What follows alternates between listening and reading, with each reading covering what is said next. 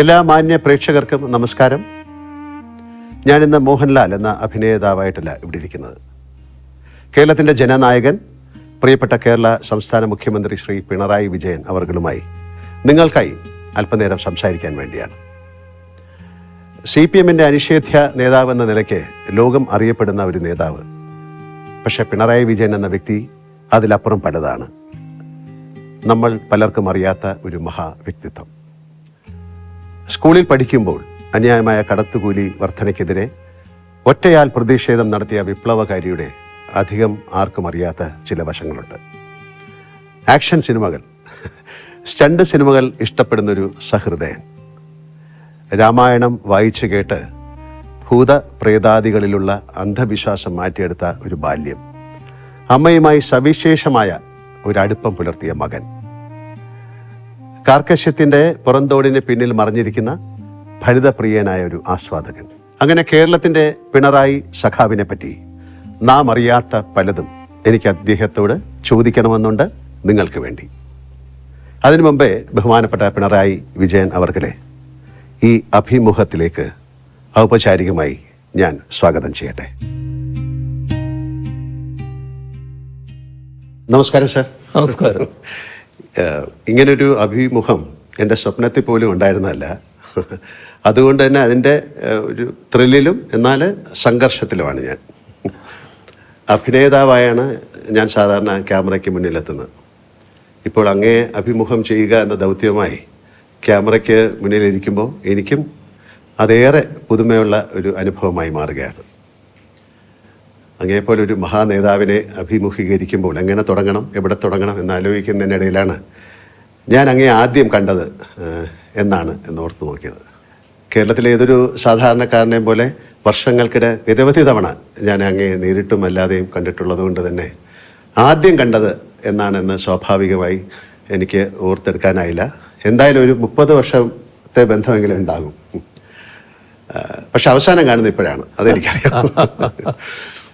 Sir, നമുക്ക് വളരെ ലഘുവായ രീതിയിൽ നമുക്ക് ഈ അഭിമുഖം അല്ലെങ്കിൽ അഭിമുഖ സംഭാഷണം തുടങ്ങാം. ഞാനൊരു പാട്ടിൻ്റെ 4 വരി പാടാം. അതിൻ്റെ പുറകിൽ ഒരു ഉദ്ദേശമുണ്ട്, അത് ഞാൻ പിന്നെ പറയാം. ഇത് ഞാൻ അങ്ങേക്ക് നൽകുന്ന ഒരു ആദരമാണ്. പാടട്ടെ? കേരളം കേരളം കേളി കൊട്ടുയരുന്ന കേരളം, കേളി കദംബം പൂക്കും കേരളം, കേരകേളി സദനമാം എൻ കേരളം. എൻ്റെ കേരളം, അങ്ങയുടെ കേരളം, നമ്മുടെ കേരളം. അല്ല, ഇതിൻ്റെ പുറകിൽ ഒരു നല്ല ഉദ്ദേശം എന്താണെന്ന് പറഞ്ഞാൽ അങ്ങും എനിക്ക് 4 വരി പാടിത്തരണം. ഇപ്പോൾ വേണ്ട. പിന്നെ നമ്മുടെ ഈ സംഭാഷണത്തിൻ്റെ ഇടയ്ക്കോ അത് അവസാനിക്കുമ്പോഴോ എന്തെങ്കിലും. സാർ, ഞാൻ സിനിമയിൽ വന്നിട്ട് 48 വർഷമായി. അതുകൊണ്ട് തന്നെ സിനിമയുമായി ബന്ധപ്പെട്ട ഒരു ചോദ്യത്തിൽ നിന്ന് നമുക്ക് തുടങ്ങാം. സാർ, ആദ്യമായി കണ്ട സിനിമ ഏതാണെന്ന് ഓർമ്മയുണ്ടോ? അത് വളരെ ചെറുപ്പത്തിലുള്ളതായതുകൊണ്ട് അത്ര ഓർമ്മയില്ല. ഇല്ല. അത് നാട്ടിൽ വെച്ചായിരിക്കും കണ്ടിരിക്കുന്നത്? അതെ, അന്ന് ചെറിയ ടാക്കീസുകൾ നാട്ടിലുണ്ടാവുമല്ലോ, അതിന്റെ ഭാഗമായിട്ട് കണ്ടതാണ്. ഉത്തര കേരളത്തിലെ ഒരു നാട്ടിൻ പുറത്ത് ജനിച്ചു വളർന്ന ആളാണ് സാറ്. അപ്പോൾ അതുകൊണ്ട് തന്നെ അങ്ങയുടെ കുട്ടിക്കാലം എങ്ങനെയായിരുന്നു? അങ്ങേക്ക് സഹോദരന്മാരുണ്ടായിരുന്നോ? അതിനെക്കുറിച്ചൊന്നും. എനിക്ക്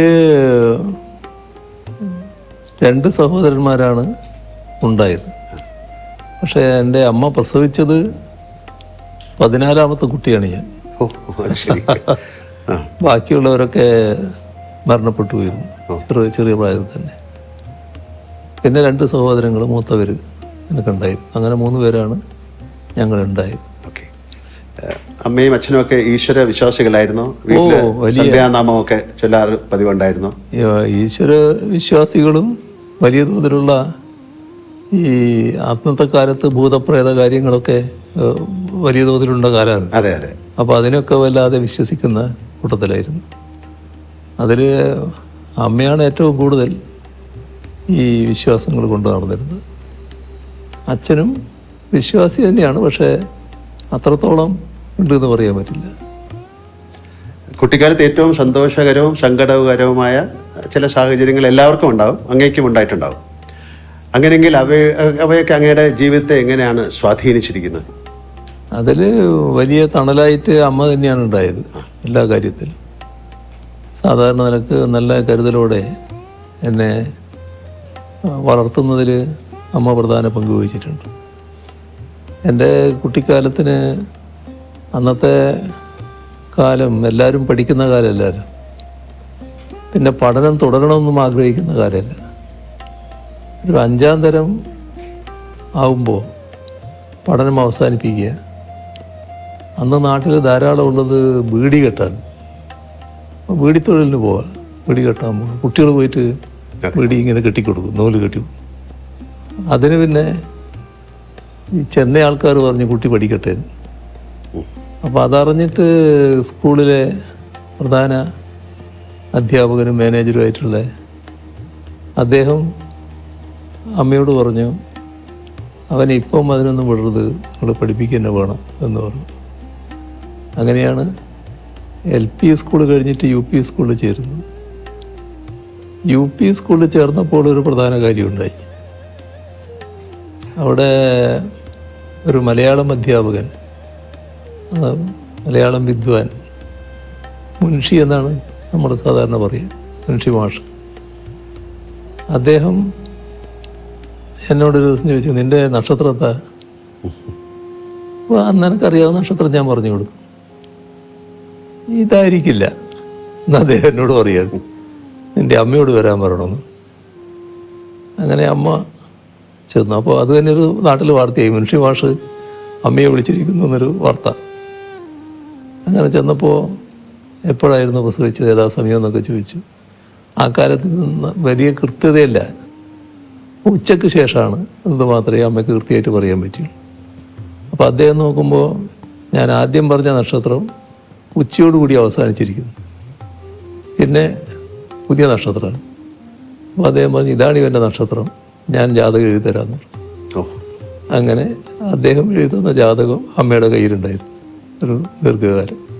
എന്നിട്ട് അവിടുന്ന് പറഞ്ഞു, ഇവൻ എവിടെയാണോ തോക്കുന്നത് അവിടം വരെ പഠിപ്പിക്കണം, തോറ്റാൽ നിർത്തിക്കോളും എന്ന് പറഞ്ഞു. അങ്ങനെയാണ് പഠനം തുറന്നു പോകുന്നതിന് ഇടയാകുന്നത്. ESLC ഉണ്ടായിരുന്നു. 8ാം തരത്തിൽ ESLC എന്ന് പറയുന്നൊരു പബ്ലിക് എക്സാമിനേഷൻ. അതിൽ ഞങ്ങൾ 3 കുട്ടികളായിരുന്നു അവിടുന്ന് പാസ്സായത്. പഠനത്തിന് പിന്നെ മറ്റ് പിന്തുണയൊന്നുമില്ലല്ലോ, നമ്മൾ തന്നെ വായിക്കുന്നെങ്കിൽ വായിക്കുക എന്നുള്ളതേ ഉള്ളൂ.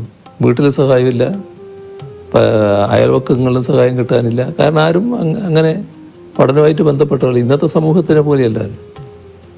അതിലൊക്കെ പക്ഷേ വലിയ സ്നേഹസമ്പന്നരാണ് എല്ലാവരും, എല്ലാ കാര്യങ്ങളിലും നല്ല സ്നേഹമാണ്. അതാണ് അതിൻ്റെ ഒരവസ്ഥ. സാറ് വളരെ അടുത്ത കൂട്ടുകാരുണ്ടായിരുന്നിരിക്കാം. അങ്ങ് പഠനത്തിൽ മാത്രമാണോ അതോ കളികളിലും കായിക മികവിലും ഒക്കെ ഉണ്ടായിരുന്നോ, അതോ വായനയോ കലാപ്രവർത്തനം അങ്ങനെ എന്തെങ്കിലും പറയാനുണ്ടോ? ചെറുപ്പകാലത്ത് എല്ലാവരും കളിക്കുമല്ലോ, ഇന്നത്തെ പോലെ എല്ലാവരും എല്ലാ കളിയും വന്ന് പിന്നെ കുട്ടികൾ വലിയ കളിയല്ലേ സാധാരണ. ആ കളികളിലൊക്കെ ഞാനും ഉണ്ടായിരുന്നു. അതിൽ പ്രധാനം ഒന്ന് ഫുട്ബോളായിരുന്നു. പിന്നെ കുറച്ച് കഴിഞ്ഞപ്പോൾ നാട്ടിലൊരു വലിയ ബാഡ്മിൻ്റൺ ടൂർണമെൻ്റ് നടന്നു. ആ ടൂർണമെൻ്റ് കണ്ടപ്പോൾ നമുക്കൊരു ചെറിയ കുട്ടികളാണല്ലോ ഒരു ആവേശം. അപ്പോൾ എൻ്റെ അടുത്ത സുഹൃത്തുക്കളുണ്ട്, നാണു, രാജൻ എന്ന് പറഞ്ഞ 2 പേര്. ഞങ്ങളെല്ലാം കൂടി ഒരു കളി തുടങ്ങി. അപ്പോൾ അതിന് ബാറ്റില്ല. അപ്പോൾ ഓലയുടെ അടിഭാഗമില്ല, അതിൻ്റെ മടൽ ഇങ്ങനെ കുറച്ച് വീതി ഉണ്ടാവും, അത് വെച്ചിട്ടായി കെട്ടിയ ബോളിൽ കളി. കുറച്ച് നാൾ കഴിഞ്ഞപ്പോൾ പിന്നെ ബാറ്റിൽ കളിയായി. അങ്ങനെ ബാഡ്മിൻ്റൺ പിന്നെ ഞങ്ങൾ കളിക്കുകയായിരുന്നു, നല്ലതുപോലെ കളിക്കുമായിരുന്നു. അവരൊക്കെ സ്റ്റേറ്റിൽ നല്ലതുപോലെ കളിച്ചവരാണ്. ഈ നാണു എന്ന് പറയുന്ന ആൾ സ്റ്റേറ്റിന് റെഫറി ആയിട്ടൊക്കെ പിന്നീട് കുറേ കാലം പോയതാണ്. അങ്ങനെ ബാഡ്മിൻ്റണും കൂടി കളിക്കുകയായിരുന്നു. രാഷ്ട്രീയത്തിന് പുറത്ത് അങ്ങേക്ക് വലിയൊരു സൗഹൃദ വലയമുണ്ടല്ലോ. അടുത്തിരുന്ന തമാശ പറയാൻ സ്വാതന്ത്ര്യമുള്ള സുഹൃത്തുക്കളുണ്ടോ? അവരോടൊപ്പം സമയം ചെലവഴിക്കാൻ അങ്ങേക്ക് സാധിക്കാറുണ്ടോ? ഇപ്പം അതിന് കുറേ വിഷമമുണ്ട്. എന്നാലും എൻ്റെ പഴയകാല സുഹൃത്തുക്കൾ ഇപ്പോഴും സുഹൃത്തുക്കളായിട്ട് നിൽക്കുന്നുണ്ട്. അവർ എപ്പോഴും കാണും.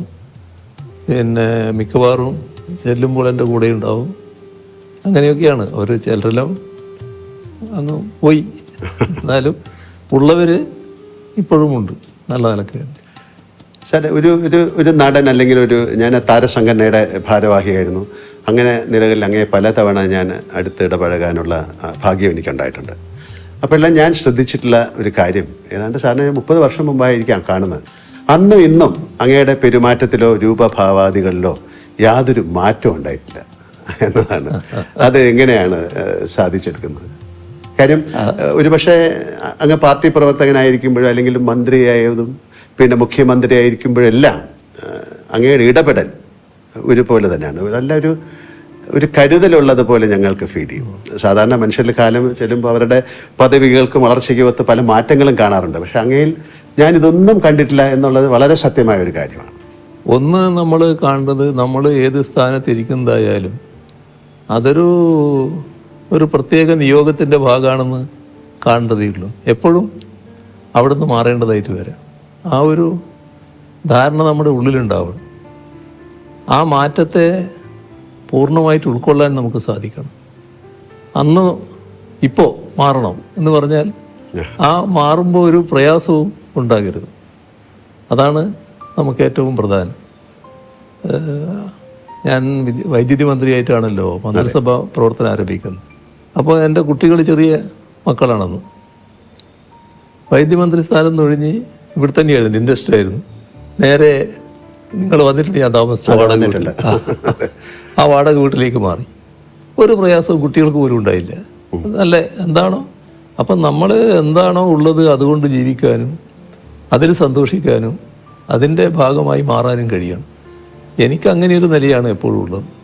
വല്ലാതെ എന്തെങ്കിലും മോഹിക്കുന്ന കാര്യമില്ല. അതിൻ്റെ ഭാഗമായിട്ട് എപ്പോഴും സംതൃപ്തനാണ് ഞാൻ. ഇത് ബോധപൂർവം നിലനിർത്തുന്നതാണോ അതോ സ്വാഭാവികമായി സംഭവിച്ചാണോ അതോ കുട്ടിക്കാലത്ത് അമ്മയുടെ ആ ഒരു കരുതൽ അന്നത്തെ കുടുംബത്തിൻ്റെ ഒക്കെ ഒരു പശ്ചാത്തലത്തിൽ സംഭവിച്ചായിരിക്കും? അതെനിക്ക് തോന്നുന്നത് ചെറുപ്പത്തിൻ്റെ ഒരു സ്വാധീനമുണ്ട് അതിൽ. ഈ ചെറുപ്പത്തിൽ ധാരാളം ഈ മറ്റ് കഥകൾ വായിക്കുമായിരുന്നു. അമ്മയ്ക്ക് വായന അറിയില്ലെങ്കിലും പഴയ തച്ചോളി പാട്ടൊക്കെ അമ്മയ്ക്ക് നല്ലോണം അറിയാം. അങ്ങനെയുള്ള പാട്ടുകൾ എനിക്ക് പാടിത്തരുമായിരുന്നു. എന്നാൽ ഞാൻ വായന പഠിച്ചതിന് ശേഷം രാമായണം, കൃഷ്ണപ്പാട്ട്, ഭാരതം അങ്ങനെയൊക്കെയുള്ളത് അമ്മയ്ക്ക് വായിച്ചു കൊടുക്കുമായിരുന്നു. അപ്പോൾ ആ വായനയിലൂടെ അന്ന് എന്നിലേക്ക് വന്നിട്ടുള്ള ചില ആശയങ്ങളുണ്ടാകും. അതെന്നെ സ്വാധീനിച്ചിട്ടുണ്ടാകും എന്നാണ് തോന്നുന്നത്. ഒരു സന്യാസ ജീവിതത്തിൻ്റെ ചില അംശങ്ങൾ ചിലപ്പോൾ നമ്മുടെ മനസ്സിലുണ്ടാകാനിടയുണ്ടാവും. അതുകൊണ്ടായിരിക്കാം വലിയ മറ്റു മോഹങ്ങൾ അധികം ഇല്ലാതെ വരുന്നത്. വലിയ കർക്കശക്കാരൻ എന്നൊരു പേരുണ്ടത്. അല്ല, അതുകൊണ്ട് ചോദിച്ചാണ്. പക്ഷെ അപ്പം എൻ്റെ കണ്ടെത്തലുകൾ ശരിയായിരുന്നു എന്ന് ഞാൻ വിശ്വസിക്കുന്നു. സാറ് സ്കൂൾ ആ സമയത്തൊക്കെ അല്ലെങ്കിൽ കോളേജിലൊക്കെ നാടകങ്ങളിൽ വല്ലതും അഭിനയിച്ചിട്ടുണ്ടോ? നാടകത്തിൽ അഭിനയിച്ചിട്ടില്ല, പക്ഷെ ഞാൻ കഥാപ്രസംഗം നടത്തിയിട്ടുണ്ട്. ആണോ? UP സ്കൂളിൽ പഠിക്കുമ്പോൾ എന്നോടൊരു മാഷ് പറഞ്ഞു കഥാപ്രസംഗം നടത്തണം. അങ്ങനെ ഞാനൊരു കഥാപ്രസംഗം നടത്തിയിട്ടുണ്ട്. അതിൽ പാട്ടുകളൊക്കെ പാടണ്ടേ? പാടണം, പാട്ടൊക്കെ പാടണം. നമുക്കൊരു പാട്ട് പാടണേ. പിന്നെ അത് അതെ ജാലവിദ്യ, മാജിക്. അതായത് ഒരു നൂലിന്മേലൊരു ചോക്ക് കിട്ടും. ചോക്കല്ലേ എഴുതുന്നത്? ആ ചോക്ക് കെട്ടിയിട്ട് ഇങ്ങനെ പിടിക്കും. എന്നിട്ട് ഈ നൂലങ്ങോട്ട് കത്തിക്കും. കത്തിയാലും ചോക്ക് വീഴില്ല. അപ്പോൾ അതിൻ്റെ വിദ്യ എന്താണെന്ന് പറഞ്ഞാൽ ഈ നൂല് പലവട്ടം ഉപ്പുവെള്ളത്തിൽ മുക്കി ഉണക്കുക. അങ്ങനെ ഉണക്കിയെടുത്തിട്ട് കത്തിച്ചാൽ ആ ചാരം അങ്ങനെ തന്നെ നിൽക്കും, വീണു പോകാതെ, ചോക്ക് വീണു പോകാതെ നിൽക്കും. ഇതാണ് ഒരു ജാലവിദ്യ. മറ്റേ ഒരു കഥാപ്രസംഗം ഞാൻ നടത്തിയിരുന്നു. ഒരു വലിയ ആൽമരത്തിൻ്റെ താഴെ ഒരാൾ കിടന്ന് ഉറങ്ങുന്ന, അദ്ദേഹത്തിൻ്റെ തലയിൽ നെറ്റിയിലൊരു ചെറിയ അതിൻ്റെ കായ വന്ന് വീഴുന്നു. അപ്പോൾ ഈ കായല്ല തെങ്ങിൻ്റെ തേങ്ങ പോലത്താണെങ്കിൽ എൻ്റെ കഥ എന്താകുമായിരുന്നു എന്ന് പറയുന്നത്. അപ്പോൾ പ്രകൃതിയുടെ ഒരു പ്രത്യേകത കാണിക്കുന്ന ഒരു കഥയായിരുന്നു അത്. അപ്പം നമുക്ക് പാട്ട് ഇപ്പം വേണ്ടല്ലേ, കുറച്ച് കഴിഞ്ഞിട്ടാകാം അല്ലേ? എപ്പോഴെങ്കിലും ഒരു എഴുത്തുകാരനാവണമെന്ന് ആഗ്രഹിച്ചിട്ടുണ്ടോ? അത്തരത്തിൽ എന്തെങ്കിലും അങ്ങ് എഴുതിയിട്ടുണ്ടോ? അല്ലെങ്കിൽ എന്തെങ്കിലും അങ്ങനെ കുത്തിക്കുറിക്കാന്ന് ചോദിക്കുന്നത് ശരിയല്ല, അങ്ങനെ എന്തെങ്കിലും അങ്ങ് എഴുതിയിട്ടുണ്ടോ? എഴുത്ത് വിശദമായിട്ട് എഴുതിയിട്ടില്ല, പക്ഷെ പിന്നീടുള്ള രാഷ്ട്രീയ ജീവിതത്തിൽ പല കാര്യങ്ങളും എഴുതേണ്ടി വരുമല്ലോ, അങ്ങനെയുള്ള കാര്യങ്ങളൊക്കെ ഞാൻ എഴുതിയിട്ടുണ്ട്. രാഷ്ട്രീയ അങ്ങയുടെ ഒരു ആത്മകഥ അങ്ങനെ എന്തെങ്കിലും എഴുതണമെന്ന ഒരു ആഗ്രഹമുണ്ടോ? അതൊന്നും ഇതിൻ്റെ ഇടക്ക് അതിനെപ്പറ്റി ഒരു ആലോചനയും ഉണ്ടായിട്ടില്ല. എന്നാൽ പിന്നെ ചിലരൊക്കെ അതിനു വേണ്ടി ഒരു ശ്രമം ആരംഭിച്ചിട്ടുമുണ്ട്, പക്ഷെ അതൊന്നും പൂർണ്ണതയിലെത്തിയിട്ടില്ല. എൻ്റെ വീട്ടിൽ വലിയൊരു ലൈബ്രറി ഉണ്ടെന്ന് എനിക്കറിയാം. തിരക്കുകൾക്കിടയിൽ അങ്ങേക്ക് വായിക്കാൻ സമയം കിട്ടാറുണ്ടോ? ഇപ്പോഴത്തെ പ്രശ്നം വല്ലാത്ത പ്രശ്നമാണ്. ഇപ്പോൾ വായനക്കൊക്കെ വല്ലാത്ത സമയം കുറയാണ്. മറ്റ് വായന എനിക്കൊരു നല്ല രസമായിരുന്നു, നല്ല രീതിയിൽ വായിക്കാൻ പറ്റുമായിരുന്നു. പക്ഷെ ഇപ്പം അങ്ങനെ വായിക്കാൻ അധിക സമയം കിട്ടുന്നില്ല. അപ്പോൾ അങ്ങേ ഏറ്റവും കൂടുതൽ സ്വാധീനിച്ച പുസ്തകങ്ങളുണ്ടാവും, അത് ഏതെങ്കിലും ഒരു പുസ്തകത്തിൻ്റെ പേര് പറയാമോ? അതിൽ ഞാൻ വായിക്കുന്ന ഘട്ടത്തിൽ ഏറ്റവും കൂടുതൽ സ്വാധീനിച്ച പുസ്തകങ്ങളിൽ ഒന്ന് ടോൾസ്റ്റോയുടെ അന്നാ കരീന തന്നെയാണ്. വലിയ ഹൃദയത്തെ ഏറ്റവും അധികം ബന്ധിപ്പിക്കുന്ന, മനസ്സിനെ ബന്ധിപ്പിക്കുന്ന ഒരു കഥ തന്നെയാണെന്ന് പറയാം. പിന്നെ വിക്ടർ ഹ്യൂഗോൻ്റെ കഥയും പാവങ്ങൾ, അത് വളരെയധികം വലിയ തോതിൽ നമ്മളെ ജീവിതത്തെ രൂപപ്പെടുത്താൻ തന്നെ സഹായിക്കുന്ന ഒന്നായിരുന്നു. നമ്മളെ നാട്ടിലെടുത്താൽ തകഴിയുടെ കയർ ഒരു കാലഘട്ടത്തിൻ്റെ തന്നെ ഒരു ചിത്രീകരണമായിരുന്നു. അങ്ങനെയുള്ളതൊക്കെ ആ കാലത്ത് നല്ലോണം വായിക്കാൻ പറ്റിയിരുന്നു. കവിതകളും വായിക്കും. ഇതെല്ലാം ഒരു പുതിയ അറിവാണ് ആൾക്കാർക്ക്, അതുകൊണ്ടാണ് ചോദിക്കുന്നത്. അതായത് പിണറായി വിജയൻ എന്നാൽ വലിയൊരു കടുപ്പക്കാരനാണ്, ചിരിക്കാത്ത ആളാണ് എന്നൊരു ധാരണ പുറത്തുണ്ട്. എന്നാൽ അടുത്ത പരിചയമുള്ളവർക്ക് നേരെ മറിച്ചുള്ള അഭിപ്രായമാണ്. ഈ പ്രകൃതം സ്വയം എടുത്തണിഞ്ഞതാണോ, അതോ ഈ കടുപ്പക്കാരനെന്ന ഇമേജ് മാറ്റണമെന്ന് എപ്പോഴെങ്കിലും തോന്നിയിട്ടുണ്ടോ, അതോ ആളുകൾ തന്നെ അത് തിരിച്ചറിയട്ടെ എന്നാണോ നിലപാട്? അത് ബ്രാൻഡ് ചെയ്യപ്പെടുന്നതാണ്. കാരണം ഞാനൊരു ഇടതുപക്ഷ പ്രവർത്തകൻ, പ്രത്യേകിച്ച് CPIM-ൻ്റെ ഒരു പ്രധാനി എന്നൊക്കെയുള്ള നിലയിൽ വരുമ്പോൾ അതിലൊരു സാധാരണയിൽ നിന്നൊരു വ്യത്യസ്തനാണ് എന്ന് കാണിക്കൽ നമ്മുടെ ചില ആളുകൾക്ക് വലിയ താല്പര്യമുണ്ടായിരുന്നു. അതിൻ്റെ ഭാഗമായിട്ട് ഒരു മനുഷ്യന് പല ഭാവങ്ങളുണ്ടാവുമല്ലോ, അതിലേതെങ്കിലും ക്ഷോഭിച്ച ഭാഗമുണ്ടെങ്കിൽ അതായിരിക്കും കൊടുക്കുന്ന ചിത്രങ്ങൾ. അപ്പോൾ മറ്റ് സന്തോഷത്തിൻ്റെ നിമിഷങ്ങൾ അവരുടെ കയ്യിലുണ്ടാവും, പക്ഷെ അത് കൊടുക്കേണ്ടതില്ല എന്ന് അവർ നോക്കും. ഞാൻ പിന്നെ എന്നെപ്പറ്റി വരുന്ന വാർത്തകളിൽ അധികം അങ്ങനെ വ്യാകുലപ്പെടാറില്ല. അതിപ്പോൾ സ്വാഭാവികമായിട്ട് വരുന്നൊരു കാര്യമായിട്ട് ഞാൻ കാണാമല്ലോ. ഞാൻ പ്രതിദാനം ചെയ്യുന്ന പാർട്ടിയോടുള്ള എതിർപ്പിൻ്റെ ഭാഗമായി അത് എന്നിലൂടെ പ്രകടിപ്പിക്കുന്നത് മാത്രമേ ഉള്ളൂ എന്ന നിലക്കാണ് ഞാനത് കാണാറ്. ഈ എതിർപ്പ് ഉയർത്തുന്നവരോടും ഒരു തരത്തിലുള്ള ഈർഷ്യയോ വിദ്വേഷമോ എനക്കൊട്ടുണ്ടാകാറുമില്ല. അവരവരെ രീതി സ്വീകരിക്കുന്നു മാത്രമേ കാണാറുള്ളൂ. അപ്പം അതുകൊണ്ട് തന്നെ ഏതെങ്കിലും ഒരു തെറ്റായ കാര്യം വന്നാൽ, ഇപ്പോൾ സാധാരണ രാഷ്ട്രീയ പ്രവർത്തകരായിട്ടുള്ള ആൾക്കാർ പല മാധ്യമങ്ങളെയും അപ്പം തന്നെ വിളിക്കും. എന്താ നിങ്ങളങ്ങനെ കൊടുത്തത്, ഇങ്ങനെ കൊടുത്തത് ശരിയാണോ എന്നൊക്കെ പറയും. ഇന്ന് വരെ ഒരാളെ ഞാൻ വിളിക്കാൻ പോയിട്ടില്ല. എന്ത് വാർത്ത വന്നാലും അതവിടെ നിന്നോട്ടെ എന്നുള്ളതാണ്. അങ്ങനെയൊരു പ്രകൃതമാണ് ഞാൻ സ്വീകരിച്ചു വരാറുള്ളത്. വീട്ടിലെ ഒരു അച്ഛൻ മുത്തച്ഛൻ അല്ലേ, അപ്പൊ ഏത് തരത്തിലുള്ളൊരു സമീപനമാണ് കുട്ടികളോടോ? അത് വീട്ടിലെത്തിയാൽ ഞാൻ അവരുടെ സ്വന്തം ആള് തന്നെ, അതിനകത്ത് പ്രശ്നമില്ല. എൻ്റെ പുറത്തുള്ള എല്ലാ തിരക്കുകളും ഇപ്പൊ കുറച്ച് പ്രയാസമുണ്ട്. ഇപ്പൊ ഈ ദിവസങ്ങള് വല്ലാത്ത പ്രയാസങ്ങൾ. അതുവരെയുള്ള കാലം എടുത്താൽ വീട്ടിലെത്തിയാൽ ഞാൻ വീട്ടിൻ്റെ ഒരാളായിട്ട് അങ്ങ് മാറുകയാണ്. അതിന് ഒരു പ്രശ്നം ഉണ്ടാകാറില്ല. അത് കുട്ടികൾക്കും ഉണ്ടാകാറില്ല, വേറെ കുട്ടിക്കും ഒന്നും ഉണ്ടാകാറില്ല. അങ്ങനെയൊരു അവസ്ഥയാണ്. സാർ, ഇന്നത്തെ തലമുറയിലെ കുട്ടികൾക്ക് പഴയ കാലത്തെ അപേക്ഷിച്ച് ഒരുപാട് അവസരങ്ങളുണ്ട്. ഈ സ്മാർട്ട് ഫോണ്, ആർട്ടിഫിഷ്യൽ ഇൻ്റലിജൻസ് അതൊക്കെ വന്നതോടുകൂടി അറിവ് സമ്പാദിക്കാൻ ഒരുപാട് വഴികളുണ്ട്. പഴയ കാലം പോലല്ല. എങ്കിലും പുതിയ തലമുറ നേരിടുന്ന ഭയങ്കരമായ സമ്മർദ്ദങ്ങളുണ്ട്. ആ സമ്മർദ്ദങ്ങൾ വലുതാണ്. അവരോടൊരു ഒരു ഒരു മുത്തശ്ശൻ എന്ന നിലയിൽ എന്താണ് അങ്ങേക്ക് പറയാനുള്ളത്? അല്ല, ഇന്നത്തെ കാലത്ത് ഈ പറഞ്ഞ കാര്യം ശരിയാണ്. കുട്ടികൾ വലിയ തോതിൽ വിവരങ്ങൾ അവരുടെ വിരൽത്തുമ്പിൽ കിടക്കുകയാണ്. ഒന്ന്, കുട്ടി എന്തെങ്കിലും കാര്യങ്ങൾ ചെയ്യാൻ തുടങ്ങുന്നതിന് മുൻപ് തന്നെ സാങ്കേതിക കാര്യങ്ങളാണ് ചെയ്തു തുടങ്ങുന്നത്, ഈ ഫോണും മറ്റും ആയിട്ട് ബന്ധപ്പെട്ടിട്ടുള്ള കാര്യങ്ങൾ. അപ്പോൾ ഫോണും മറ്റും വെച്ചുകൊണ്ടുള്ള ഒരുപാട് അത്ഭുതങ്ങൾ കാണിക്കുന്നവരാണ് നമ്മുടെ കുട്ടികൾ. പക്ഷെ അതിൽ ആ ലോകം വളരെ വലുതാണ്. എന്നാൽ അതിനകത്തുള്ള ചതിക്കുഴികളുണ്ട്. ആ ചതിക്കുഴികൾ തിരിച്ചറിയാൻ പറ്റണം. അപ്പോൾ അതിന് ചിലപ്പോൾ ചെറിയ കുട്ടികൾക്ക് എല്ലാ വഴിയും തിരിഞ്ഞു എന്ന് വരില്ല. അപ്പോൾ ഒന്നും അച്ഛനമ്മമാരിൽ നിന്നും മറച്ചു വെക്കാതിരിക്കുക എന്നുള്ളതാണ് ഏറ്റവും പ്രധാനം. സ്വകാര്യമായിട്ട് ചെയ്യാതിരിക്കുക. താൻ കാണുന്നത് സ്വകാര്യമായിട്ട് കാണണം എന്ന് നിർബന്ധമില്ലാതിരിക്കുക. അമ്മയോ അച്ഛനോ കാണുന്നതിന് ഒരു തടസ്സമില്ലാതിരിക്കുക.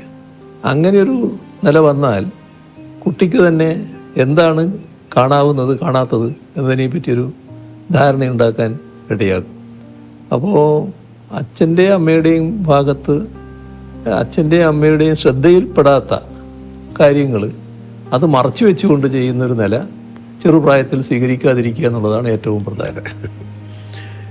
ഇപ്പം അങ്ങേ കാണാൻ വരുന്നവരെ സ്വീകരിക്കുന്നതിലും അവർക്ക് ഭക്ഷണം നൽകുന്നതിലും അങ്ങ് കാട്ടുന്ന വലിയ ആതിഥേയ മര്യാദ ഞാൻ പലപ്പോഴും കണ്ടിട്ടുണ്ട്.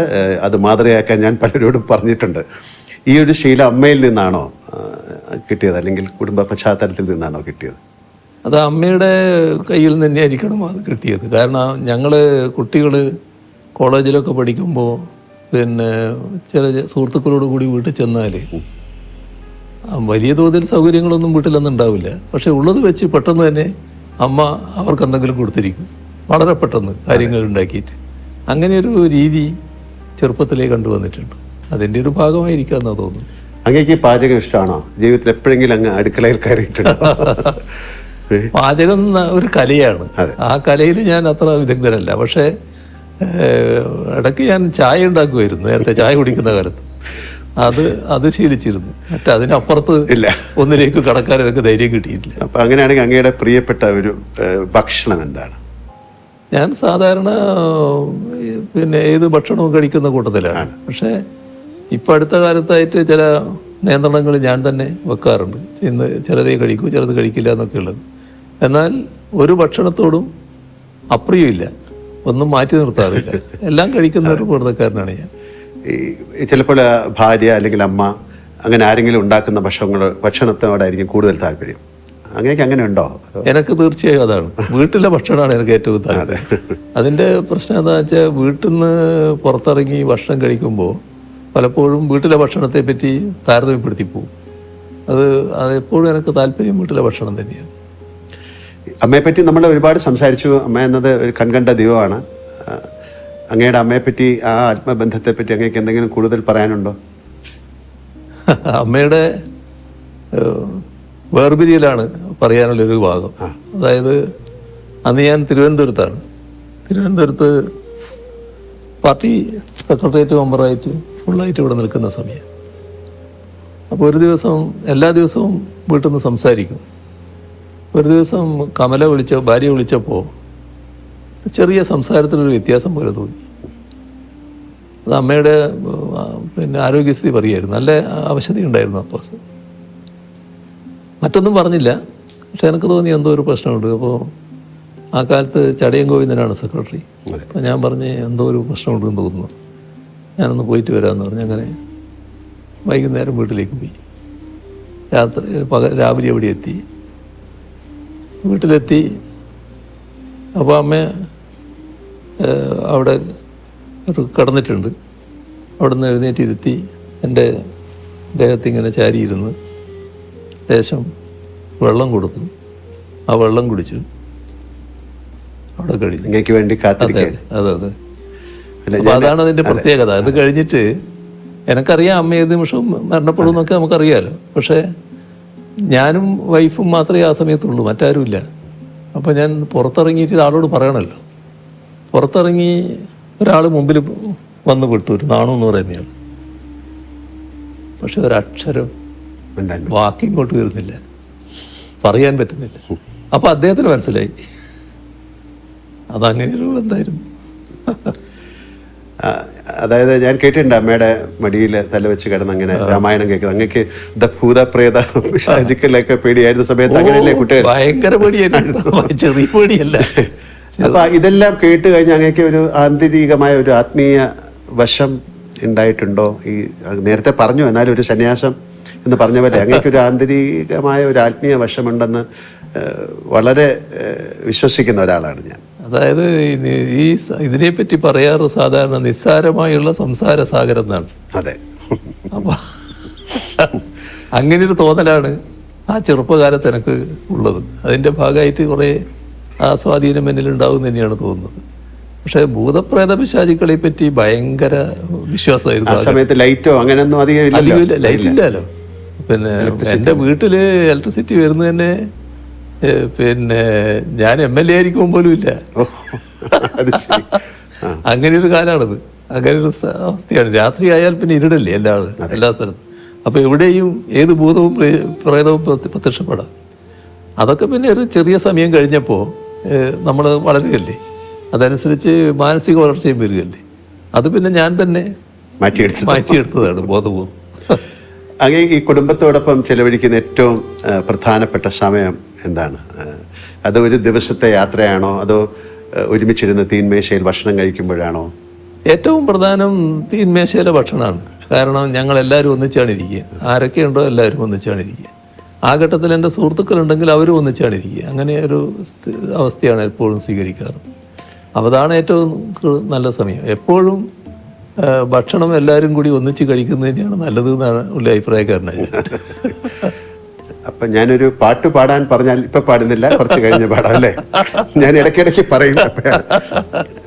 സാറിൻ്റെ പിന്നെ മക്കളോ പേരക്കുട്ടിയോ അങ്ങയോട് പറയുന്നൊരു സൂപ്പർ ഹീറോ കഥകളൊക്കെ ഉണ്ടോ? അങ്ങനെ ഒന്ന് പറയാറുണ്ടോ? ചെറിയ കുട്ടിയായിരിക്കുമ്പം പേരക്കുട്ടിക്ക് വലിയ ഹീറോകളെ പറ്റി വലിയ അഭിപ്രായങ്ങളുണ്ടായിരുന്നു. ഒരുപാട് ആളുകളെ പറ്റി പറയുന്നത് അങ്ങോട്ട് വന്ന് സംസാരിക്കും. അതെ. ഈ ഒഴിവുവേളകളില്ല അങ്ങനത്തെ ഒരാളാണെന്ന് എനിക്കറിയാം. എന്നാലും ചോദിക്കുകയാണ്, വീണ് കിട്ടിയ ഒഴിവുവേളകളിൽ എന്ത് ചെയ്യാനാണ് ഇഷ്ടം? അല്ല, ഒഴിവുവേള ഉണ്ടെങ്കിൽ വായന നല്ല ഇഷ്ടമാണ്. പിന്നെ ചില ഘട്ടത്തിൽ പിന്നെ ടി വിയിൽ ഇപ്പോൾ സിനിമയൊക്കെ വരുന്നുണ്ടല്ലോ, ചില ഘട്ടത്തിൽ അത് കാണും. അങ്ങനെയൊക്കെയുള്ള കാര്യങ്ങൾ ഞാൻ ചെയ്യും. കുടുംബത്തോടൊപ്പം യാത്ര ചെയ്യാറുണ്ട്? അങ്ങനത്തെ മറക്കാനാവാത്ത യാത്രകളുണ്ടോ? യാത്ര എനിക്കിഷ്ടമാണ്, യാത്ര ചെയ്യാറുണ്ട്. അതിൽ ഏറ്റവും പ്രധാനപ്പെട്ട യാത്ര, ഒരു മറക്കാനാവാത്ത യാത്ര എന്ന് പറയുന്നത് എൻ്റെ സിംഗപ്പൂർ യാത്രയാണ്. ഞാനും വൈഫും മകളും എല്ലാം കൂടി പിന്നെ ഒരു യാത്ര നേരത്തെ ഉണ്ടായിരുന്നു. അപ്പോൾ അത് ഇത് കഴിഞ്ഞപ്പോഴാണ്, നമ്മുടെ വൈദ്യുതി മന്ത്രി സ്ഥാനം പോയപ്പോഴാണ്. അപ്പോൾ എൻ്റെ കയ്യിൽ ആ സമയത്തുള്ള യാത്ര ചെയ്യുമ്പോൾ നമുക്ക് കിട്ടുന്ന പോയിന്റ്സ് ഉണ്ട്. അതെ. അപ്പോൾ അത് ഉപയോഗിച്ചാണ് ഇവിടത്തേക്ക് പോകുന്നത്. ഭയങ്കര കഥ അതിനെപ്പറ്റി. ഞാൻ യാത്ര പോകേണ്ട താമസം എന്തോ ആരും ഇതേവരെ യാത്ര ചെയ്യാത്ത പോലെ ഭയങ്കരമായ വാർത്തകൾ വന്നു. പക്ഷേ അത് നല്ല ആസ്വദിച്ച യാത്രയായിരുന്നു. ഈ വാർത്ത വന്നു എന്നുള്ളത് കൊണ്ട് വല്ലാതെ വിഷമമൊന്നും എനിക്ക് അന്നുമില്ല, ഇപ്പോഴുമില്ല. അതാണ് അതിൻ്റെ രീതി. ആ യാത്ര നല്ല യാത്രയായിരുന്നു. അങ്ങനെ സിനിമകളൊക്കെ കാണുന്ന ആളാണ്, മലയാള സിനിമകളൊക്കെ കാണുന്നതാണ്. അങ്ങനെ മലയാള സിനിമയിൽ ഏറ്റവും പ്രിയപ്പെട്ട ഒരു കഥാപാത്രം ഏതാണെന്ന് ചോദിച്ചു കഴിഞ്ഞാൽ അങ്ങേക്ക് പറയാൻ പറ്റും? അത് അങ്ങയുടെ ജീവിതത്തിൽ എന്തെങ്കിലും ഒരു പ്രതിഫലിക്കുന്ന ഒരു കഥാപാത്രമുണ്ടോ? അല്ല, മലയാള സിനിമയിൽ ധാരാളം കഥാപാത്രങ്ങൾ നമ്മൾ ഓർത്തു വെക്കുന്നവരായിട്ടുണ്ടല്ലോ. ഒരു സാമൂഹ്യ പ്രതിബദ്ധതയുള്ള ഒരു കഥാപാത്രം അങ്ങയുടെ തന്നെയാണെന്ന് എനിക്ക് തോന്നുന്നു. ഒരു മെഡിക്കൽ വിദ്യാർത്ഥിയായിട്ട് ചേർന്നിട്ട് ആ മെഡിക്കൽ വിദ്യാർത്ഥി റാഗിങ്ങിന് നേതൃത്വം കൊടുത്ത് അമൃതം ഗമയ MT എഴുതിയത് അല്ലേ? ഹരിഹരൻ. അതെ, ഹരിഹരൻ. അപ്പോൾ അതിനകത്ത് പിന്നെ നിങ്ങളാണ് ആ പിന്നെ ഇതായിട്ട് വരുന്നത്. അപ്പോൾ അവിടെ മാതൃകാ ഡോക്ടറായിട്ടാണ് പിന്നെ പ്രവർത്തിക്കാൻ ശ്രമിക്കുന്നത്. നിങ്ങൾക്ക് ഒരുപാട് നഷ്ടങ്ങൾ സംഭവിക്കുന്നുണ്ട്. പക്ഷെ അതൊന്നും പിന്നെ അവരിങ്ങനെ മുഖവിലക്കെടുക്കാതെ നിങ്ങൾ നിങ്ങളുടെ ആശയത്തിൽ തന്നെ ഉറച്ചു നിൽക്കുന്നു. ഒരു നല്ല സാമൂഹ്യ പ്രതിബദ്ധതയുള്ളൊരു കഥാപാത്രമായിരുന്നു. ഞാൻ അങ്ങോട്ട് ചോദിക്കാൻ, മോഹൻലാൽ സിനിമകളിൽ അങ്ങേക്ക് ഏത് കഥാപാത്രത്തിനോടാണ് താല്പര്യം? ഇപ്പം അത് അങ്ങ് പറഞ്ഞു കഴിഞ്ഞു. ഇതാണ് നല്ല ഇതായിട്ട് എനിക്ക് തോന്നിയത്. ഇതൊരു ഏതെങ്കിലും ഒരു സിനിമ സീൻ അത് അങ്ങ് യഥാർത്ഥ ജീവിതത്തിൽ പ്രയോഗിക്കാൻ ശ്രമിച്ചിട്ടുണ്ടോ, സാധിച്ചിട്ടുണ്ടോ? അല്ല, അങ്ങനെ ഞാൻ ചോദിക്കാറില്ല. ഇല്ല. പക്ഷേ ചില രംഗങ്ങൾ കാണുമ്പോൾ നമ്മുടെ ജീവിതവുമായിട്ട് ബന്ധപ്പെട്ട് ചില കാര്യങ്ങൾ താരതമ്യപ്പെടുത്താറുണ്ട്, ഓർക്കാറുണ്ട്. ഇതൊരു ഒരു സിനിമയിൽ അഭിനയിക്കാൻ അങ്ങേക്ക് ഒരു ക്ഷണം വന്നാൽ എന്ത് തരത്തിലുള്ള റോളുകൾ ചെയ്യാനായിരിക്കും ഇഷ്ടം? അല്ല, അതിന്റെ കാലം കഴിഞ്ഞല്ലേ. അല്ലല്ല, അങ്ങനെയൊന്നുമല്ല. ആ, ഇനിയിപ്പോ അതിന്റെ കാലം കഴിഞ്ഞല്ലോ. അത് ഇതിനു മുമ്പായി കുറച്ചുകൂടെ മുമ്പായിരുന്നെങ്കിൽ ചിലപ്പോൾ അല്ല, ഇപ്പൊ ആകെ പറ്റുന്ന റോളൊന്നല്ലേ ഉള്ളൂ. പ്രായമുള്ള ഒരാളുടെ റോൾ അതല്ലേ പറ്റും. അതായത് ഇപ്പം ഞാൻ എന്നോട് അല്ലെങ്കിൽ മമ്മൂട്ടിക്ക, കമലഹാസനോടൊക്കെ അങ്ങേക്ക് ഒരു നല്ല സൗഹൃദമാണ്. ഞാൻ കഴിഞ്ഞ ദിവസം എൻ്റെ ഒരു സുഹൃത്ത് രഹസ്യമായിട്ട് പറഞ്ഞു, മുഖ്യമന്ത്രിക്ക് വളരെ ഇഷ്ടപ്പെട്ട സിനിമ രജനീകാന്തിൻ്റെയാണ്. അങ്ങേക്ക് കൂടുതൽ രജനീകാന്തിന് വലിയ ഇഷ്ടമുള്ള ഒരാളാണ്. അതൊരു ഘട്ടത്തിൽ അതായിരുന്നു എന്നുള്ളത് ശരിയാണ്. കാരണം നമ്മുടെ TV-കളിൽ സിനിമകൾ ഇങ്ങനെ വരുന്ന കാലത്ത് KTV, അതെ അതെ, അപ്പൊ ആ കാലത്ത് അതിൽ ധാരാളം രജനി പടങ്ങൾ വരാറുണ്ട്. അതും ആക്ഷൻ സിനിമകൾ. ആക്ഷൻ പടങ്ങൾ പൊതുവിൽ ഞാൻ ആക്ഷൻ പടങ്ങൾ ഇഷ്ടപ്പെടുന്ന ഒരാളാണ്. അത് അങ്ങയുടെ ആക്ഷൻ പടങ്ങൾ ഞാൻ ധാരാളം കണ്ടിട്ടുണ്ട്. എല്ലാവരുടെയും നിങ്ങളുമായിട്ടെല്ലാമുള്ള സൗഹൃദം കാത്തു സൂക്ഷിക്കുമ്പോൾ തന്നെ ഈ പടങ്ങളോട് ഒരു പ്രത്യേകത എനിക്ക് തോന്നിയിരുന്നു, പുള്ളിയുടെ ഒരു രീതികളോട്. അതെ, അതാണ് കൂടുതലും എനിക്ക് തോന്നുന്നത് അങ്ങേക്ക് അതൊരു ആക്ഷൻ സീനിനോടുള്ള താല്പര്യമാണ്. ഞാൻ നേരത്തെ പറയുകയായി, ഷണ്ട് സിനിമകളെ ഇഷ്ടപ്പെടുന്ന ഒരു വ്യക്തിത്വമാണ് അങ്ങ്. സർ, ഈ സിനിമയിൽ ചിലപ്പോഴൊക്കെ പോലീസ് മർദ്ദനത്തിന് വിധേയനാകുന്ന കഥാപാത്രങ്ങളെ ഞാൻ അവതരിപ്പിച്ചിട്ടുണ്ട്. പക്ഷെ അതൊക്കെ ക്യാമറയ്ക്ക് മുന്നിലുള്ള അനുഭവമാണ്. പക്ഷെ ജീവിതത്തിൽ അത് ഒരുപാട് നേരിട്ട ഒരാളെന്ന നിലയ്ക്ക് അടിയന്തരാവസ്ഥക്കാലത്ത് നേരിടേണ്ടി വന്ന ക്രൂരമായ പോലീസ് മർദ്ദനം, ലോക്കപ്പിലെ ആ ഭീകരമായ രാത്രികൾ, പിന്നീട് ജയിൽവാസം, ഇതെല്ലാം ശേഷം ആ ചോര പുരണ്ട ഷർട്ട് ഉയർത്തിപ്പിടിച്ച് നിയമസഭയിൽ അങ്ങ് നടത്തിയ പ്രസംഗം ചരിത്ര പ്രസിദ്ധമാണ്. ആ ഷർട്ട് അന്ന് അങ്ങ് ഇന്ന് സൂക്ഷിക്കുന്നുണ്ടോ? ഇപ്പം എൻ്റെ കയ്യിലില്ല. ഇപ്പം എൻ്റെ കയ്യിലില്ല. പക്ഷെ അതുവരെ ഞാൻ സൂക്ഷിച്ചിരുന്നു.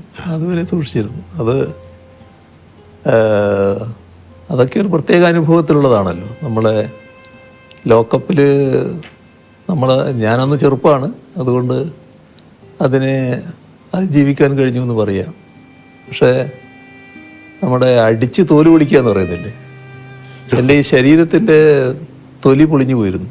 ഈ അടി കൊണ്ടിട്ട് നീര് കെട്ടിയിട്ട് അതിൻ്റെ ആ തൊലി പോയിട്ട് വേറെ തൊലി വന്നിരുന്നു. അങ്ങനത്തെ ഒരു അവസ്ഥയുണ്ടായിരുന്നു. അത് അത്തരത്തിലുള്ളതായിരുന്നു തല്ല്. പിന്നെ ഈ ഒരു മിന്നലിങ്ങനെ വരും. ഈ അടി ഈ ഭാഗത്തൊക്കെ കൊണ്ടാൽ കണ്ണിൽ ഒരു മിന്നുന്ന പോലെ തോന്നും.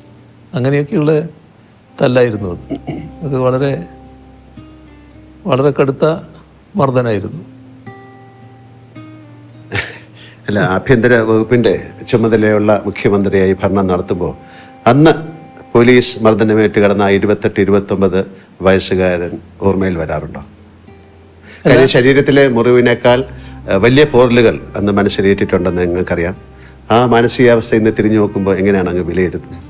അല്ല, അത്തരം ഒരവസ്ഥ ഉണ്ടാകാതിരിക്കുക എന്നുള്ളതാണ് പൊതുവിൽ ഞാൻ ആഗ്രഹിക്കുന്നത്. അതുകൊണ്ട് തന്നെ ലോക്കപ്പിലുള്ള മർദ്ദനത്തോട് ഒരു ദയയും കാണിക്കാറില്ല. അത്തരം ഉദ്യോഗസ്ഥരോട് കടുത്ത സമീപനം സ്വീകരിക്കുന്ന നിലയാണ് സ്വീകരിച്ചു പോകാറ്. ഏതെങ്കിലും തരത്തിൽ ഒരു ലോക്കപ്പ് മർദ്ദനത്തിൻ്റെ ഭാഗമായിട്ട് ഒരാൾ മരണപ്പെട്ടു എന്നൊരു കേസ് വന്നാൽ നമ്മളത് ഇവിടെ പോലീസ് അന്വേഷിക്കാൻ പാടില്ല എന്നുള്ള നില തന്നെ എടുത്തിരിക്കുകയാണ്. അത് ഉടനെ CBIക്ക് കൊണ്ടുവന്നാണ്. കാരണം ഇവിടുത്തെ ഏജൻസി തന്നെ അന്വേഷിക്കാൻ പാടില്ല എന്ന നിലപാടാണ് എടുത്തിട്ടുള്ളത്. അത് ആ നില തന്നെ സ്വീകരിച്ചു പോവുകയാണ്. അതെല്ലാം ഇതിൻ്റെ ഭാഗം തന്നെയാണ്.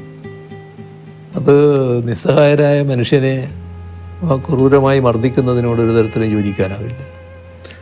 അങ്ങ് നേരത്തെ പറഞ്ഞൊരു കാര്യമാണെങ്കിലും ഏത് രംഗത്ത് പ്രവർത്തിക്കുന്നവരാണെങ്കിലും ഇന്ന് നേരിടുന്ന ഒരു ദുരവസ്ഥ വ്യക്തിപരമായ അധിക്ഷേപങ്ങളും വ്യാജ ആരോപണങ്ങളും നേരിടേണ്ടി വരുന്നു എന്നതാണ്. അത് രാഷ്ട്രീയ രംഗത്ത് മാത്രമല്ല, കലാരംഗത്തും ഒക്കെ ഉണ്ട്. വ്യക്തിപരമായ അധിക്ഷേപങ്ങളെ അങ്ങ് ഒരുപാട് നേരിട്ടിട്ടുമുണ്ട്. ഇങ്ങനെ പതരാതെ നേരിടാൻ പ്രാപ്തനാക്കിയത് അങ്ങയുടെ രാഷ്ട്രീയ പശ്ചാത്തലമാണോ, അത് മറ്റു ജീവിതാനുഭവങ്ങളാണോ? അത് നമ്മുടെ മനസ്സെപ്പോഴും ക്ലീൻ ആയിരിക്കണം. നമ്മുടെ മനസ്സിലൊരു കുറ്റബോധം ഉണ്ടാകരുത്. നിങ്ങളൊരു ആരോപണം ഉയർന്നു വരുമ്പോൾ ആ ആരോപണത്തിൻ്റെ ഭാഗമായുള്ള എന്തെങ്കിലും ഒരു അംശത്തിൻ്റെ പങ്കാളിത്തം നമുക്കുണ്ടെങ്കിൽ നമുക്കൊരു കുറ്റബോധം വരും. ഒന്നുമില്ലാത്തൊരു കാര്യം പറഞ്ഞു കേൾക്കുമ്പോൾ അതിനൊരു ചിരിയോടെ നേരിടാൻ നമുക്ക് സാധിക്കും. ഇപ്പോൾ എന്തെല്ലാം ആരോപണങ്ങൾ വന്നിരിക്കുന്നു. അത് ഒരു ഘട്ടത്തിൽ കേരളത്തിലെ ഒരുപാട് സ്ഥലങ്ങൾ എൻ്റെ പേരിലുള്ളതാണെന്ന് വന്നിരുന്നു. ഒരു വീട് തന്നെ കാണിച്ചുകൊണ്ട് അത് എൻ്റെ വീടാണ് എന്ന് മറ്റൊരാളുടെ വീട് എൻ്റെ വീടാണെന്ന് കാണിച്ചുകൊണ്ട് വാർത്തകൾ വന്നു. ആ വീട്ടുടമ തന്നെയാണ് എന്നെ അറിയിക്കുന്നത്, ഇതെൻ്റെ വീടാണ്, നിങ്ങളുടെ വീടല്ല, ഇങ്ങനെയാണ് വാർത്ത വന്നിട്ടുള്ളത്. പിന്നെ സിംഗപ്പൂര് കമല ഇൻ്റർനാഷണൽ, അങ്ങനെ ഒരു കമ്പനിയുണ്ട്, ഒരു ഇങ്ങനെയുള്ള ഒരുപാട് വാർത്തകൾ. അപ്പോൾ അതൊന്നും നമ്മളെ ബാധിക്കുന്നില്ല, ഒരു തരത്തിലും ബാധിക്കേണ്ട കാര്യമില്ല. അതിന് എന്നെ പ്രേരിപ്പിക്കുന്ന കാര്യം എന്താണെന്ന് പറഞ്ഞാൽ, അല്ലെങ്കിൽ എന്നെ അങ്ങനെ ഒരു രൂപത്തിലേക്ക് എത്തിക്കുന്നത്, തെറ്റുകൾ നമ്മൾ ചെയ്യരുത്. എൻ്റെ പൂർണ്ണമായ വിശ്വാസം ഇതേവരെയുള്ള എൻ്റെ ജീവിതത്തിൽ എന്തെങ്കിലും തരത്തിലുള്ള ഒരു തെറ്റ് ഞാൻ ചെയ്തു എന്ന് എനിക്ക് ബോധ്യമില്ല. അതുകൊണ്ട് തന്നെ എനിക്ക് നല്ല രീതിയിൽ മുന്നോട്ട് പോകാൻ പറ്റും. പക്ഷേ നമ്മുടെ സമൂഹത്തിൽ വലിയ തെറ്റായ ധാരണകൾ നിലനിൽക്കുന്നുണ്ട് നമ്മൾ കാണണം. ഇപ്പോൾ ഒരു അനുഭവം ഞാൻ പറഞ്ഞാൽ, മുൻപ് അന്ന് ഞാൻ മന്ത്രിയൊന്നുമല്ല, ഞാൻ പിന്നെ പാർട്ടിയുടെ ഒരു പ്രധാനിയായിട്ട് നിൽക്കുന്ന കാലമാണ്. അങ്ങനെ ഒരാൾക്ക് ഒരു ട്രാൻസ്ഫർ വേണം, ഒരാളുടെ മകനാണ്, പാവപ്പെട്ടൊരു മനുഷ്യനാണ്. അയാൾ എൻ്റെ അടുത്ത് വന്നു, ഞാനത് ബന്ധപ്പെട്ട ആളെടുത്ത് പറഞ്ഞു കൊടുക്കാമെന്ന് പറഞ്ഞു. അങ്ങനെ ഒരു ഇടയ്ക്ക് നാട്ടിൽ ചെല്ലുമ്പോഴാണ് ഇത് വരുന്നത്. ഇദ്ദേഹമാണെങ്കിൽ ഞാനുമായിട്ട് വളരെ അടുത്ത ബന്ധമുള്ള ആളാണ്. എനിക്ക് വീട്ടിലെത്താൻ വേണ്ടി ചിലപ്പോൾ പുഴ കടന്നു പോകണം. ഇപ്പോൾ രാത്രി ഇപ്പോൾ ചിലപ്പോൾ 11 മണി വന്ന് അങ്ങനെയൊക്കെ ആയിട്ട് വരുമ്പോൾ ഇദ്ദേഹത്തെ പോയി വിളിച്ചിട്ട്, ഇദ്ദേഹമാണ് തോണി എന്നാണ് നമ്മൾ പറയുക, വഞ്ചിക്ക്, ആ തോണിയിൽ ഇങ്ങോട്ട് കടത്തുന്നത്. അങ്ങനെ ബന്ധമുള്ള ഒരാളാണ്.